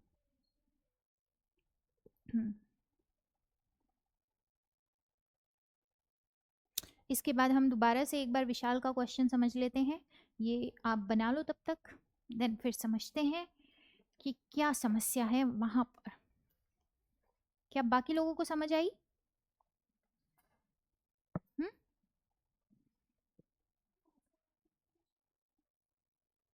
कैसे? नहीं, ना ना ना, ये तो मैं लिख रही हूँ, आप नहीं लिखना। नहीं, सही इंप्रेशन नहीं है, गलत है। शॉर्ट में आप ये लिख सकते हो कि आप पूरा सेंटेंस पूरा ना करके सिर्फ और सिर्फ पॉइंट वाइज लिख दो, लेकिन आप ये नहीं करोगे, ठीक है। ये आपकी खुद की नोट मेकिंग के लिए होता है, ये दूसरे पर्सन के लिए नहीं होता है, वो एक गलत इंप्रेशन जाता है, तो वहां पे उसके मार्क्स हमारे कट सकते हैं। स्पेलिंग्स क्या अगर गलत होगी तो, बहुत ज्यादा गलत होगी तो कटेंगे, ऐसे थोड़ा बहुत गलत होगा तो चल जाएगा, थोड़ी बहुत मिस्टेक्स के लिए नहीं करते। बट अगर हर एक लाइन में भी 4 स्पेलिंग गलत है तो मार्क्स कटेंगे, तो 101% कटेंगे। एक पूरे पेज में अगर 1-2 स्पेलिंग मिस्टेक हो भी गया है तो उतना ज्यादा बड़ा कंसर्न नहीं है, ठीक है। क्लियर? हाँ, अब दोबारा से हम विशाल वाला टॉपिक डिस्कस कर रहे हैं। एक बार एक चीज जो उनको समझ में नहीं आई कि 1952 में जब सारे लोग यहाँ पर आकर बैठे, तो यहाँ पर अगर मैं मान रही हूँ 100 MP थे, तो उसके बाद मैंने इनको 52 से 53, 54, 1954 के अंदर हमने इनमें से 33 MP को बोला कि आप यहाँ से क्या कर दो, क्या कर दो, रिजाइन कर दो। और रिजाइन करने के बाद में क्या करो, भले ही दोबारा से इलेक्शन होके आपको ही हम बुला लेंगे, कोई दिक्कत नहीं है, ज्यादा टेंशन लेने की जरूरत नहीं है, लेकिन एक बार के लिए रिजाइन कर दो। अब ये बोलेंगे रिजाइन करने से क्या हो जाएगा, तो मैं बोलूंगी थोड़ा टाइम रुको, आपको समझाएंगे रिजाइन करने से क्या होगा। 1954 के बाद 1955, फिर आएगा 1956, फिर आएगा 1957, फिर आएगा 1958, फिर आएगा 1980। हाँ, कुछ तो मेरे माइंड को मैसेज पहुंच गया था, कुछ गड़बड़ कर दी है। फिर 60 एंड देन फिर 1961 और 1962। कुछ और गड़बड़ कर दिया क्या? देखो गिनती भी नहीं आती मेरे को, बताओ। 57 से यहाँ पे लिख देते हैं, 58, 59, 60, 61, 62। 33 लोगों को मैंने बोला रिजाइन कर दो, दोबारा से इलेक्ट होके आ जाना। फिर से एक साल छोड़ा, दूसरे साल के अंदर फिर से 33 लोगों को मैंने बोला आप भी रिजाइन कर दो और आप वापस से आ जाना, ठीक है। इससे डिफरेंस क्या पड़ा? इससे डिफरेंस कुछ नहीं हुआ, इससे परमानेंट नेचर फिक्स हो गया। और परमानेंट नेचर कैसे फिक्स हो गया? यहां से 33 लोगों ने कंटिन्यू किया। कितने लोगों ने? 33 लोगों ने, क्योंकि बाकी के जो है उन्होंने तो यहाँ पे रिजाइन कर दिया, रिजाइन कर दिया। ये 33 लोगों का टाइम पीरियड कब खत्म होगा? 1 2 3 4 5 6, यहाँ पे खत्म होगा। ये 1/3 लोग जो है यहाँ पे रिटायर होंगे, यहाँ आपको 1/3 सीट के लिए इलेक्शन कराना पड़ेगा। अब उसके बाद में लेकिन ये 1/3 रिटायर हो रहे हैं, तब भी बाकी के लोग यहाँ पर बैठे हैं।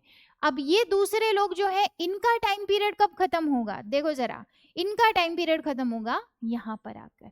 यहाँ पर आप इनका रिटायरमेंट का टाइम आएगा, तब तक यहाँ पर इनकी जगह नए लोग आ चुके होंगे, और फिर इनका रिटायरमेंट का टाइम आएगा, तब यहाँ पर इनकी जगह नए लोग आ चुके होंगे। जो पर्सन यहाँ पे नया आया है, अब ये यहाँ से 6 साल कंटिन्यू करेगा। जो पर्सन यहाँ पे नया आया है, अब ये यहाँ से 6 साल कंटिन्यू करेगा। तो इस तरीके से कभी भी सारे लोगों का आपके टेन्योर एक साथ खत्म नहीं होगा। हर 2 साल के अंदर 1/3 मेंबर जो है उनका टेन्योर खत्म होगा। तो ये आसान चीज है कि 1/3 लोग जो है उनका इलेक्शन हर 2 साल के अंदर करा लिया जाए। बाकी के 66 तो हैं, बाकी के तो यहाँ पर बैठे हैं, तो कभी भी ये हाउस खाली होगा क्या? एक ही बार में सारे लोग एक साथ खाली होंगे? कभी भी नहीं होंगे। एक बार में सिर्फ 1/3 लोग खाली होंगे और उनकी जगह नए आ जाएंगे, फिर 1/3 खाली होंगे, फिर उनकी जगह नए आ जाएंगे, फिर 1/3 खाली होंगे, तो बाकी के ये हैं। तो ये चीज क्या इंश्योर करती है कि ये हाउस कैसे नेचर का है? परमानेंट। आप लोकसभा के अंदर देखो, लोकसभा में 5 साल के बाद में जब जनरल इलेक्शन होंगे तो लोकसभा डिसॉल्व, खत्म, पूरी की पूरी। सारे लोगों को क्या करना पड़ेगा? टाटा बाय बाय करना पड़ेगा, और सारे लोगों के इलेक्शन अब दोबारा से होने वाले हैं। समझ आ रहा है? सारे लोगों के इलेक्शन अब दोबारा से होने वाले हैं। इनकेस कभी लोकसभा या राज्यसभा में ऐसा हो गया कि किसी एक पर्टिकुलर पर्सन की डेथ हो गई या उसने रिजाइन कर दिया अपने टेन्योर से पहले, लोकसभा में वो 5 साल के लिए चुनकर आया और उसने 5 साल से पहले ही 2 साल के अंदर आपके रिजाइन कर दिया या उसकी डेथ हो गई, मतलब उसी पोस्ट पे रहते हुए, तो उस पोस्ट के लिए आप दोबारा से इलेक्शन कराओगे। उस एक सिंगल पोस्ट के लिए आप दोबारा से इलेक्शन कराओगे। और अब जो पर्सन आएगा वो कितने टाइम पीरियड के लिए आएगा? रिमाइंडर ऑफ द टर्म के लिए आएगा। ठीक है? 5 साल के अंदर लोकसभा डिसॉल्व तो डिसॉल्व ही होगी, चाहे कोई पर्सन 2 साल के बाद में वहां पर आया है, क्योंकि वो रिमाइंडर ऑफ द टर्म के लिए ही आएगा। ऐसा दोनों में है। क्लियर? ऐसा दोनों में है। इसको बोलते हैं by election. By election Hindi में अगर सुना हो उपचुनाव। ठीक है? बाद में मैं इसको भी लिखा दूंगी। अभी ये चीजें हमको डिटेल में डिस्कस करनी है। क्या यहां तक की कहानी क्लियर है हमको? देखें एक बार जरा हम, यहां तक में कोई डाउट हमको? ये हमारा राज्यसभा क्लियर होता है, यहां तक खत्म होता है। कल की क्लास में हम कौन सा टॉपिक डिस्कस करेंगे? लोकसभा। कौन सा टॉपिक डिस्कस करेंगे? लोकसभा।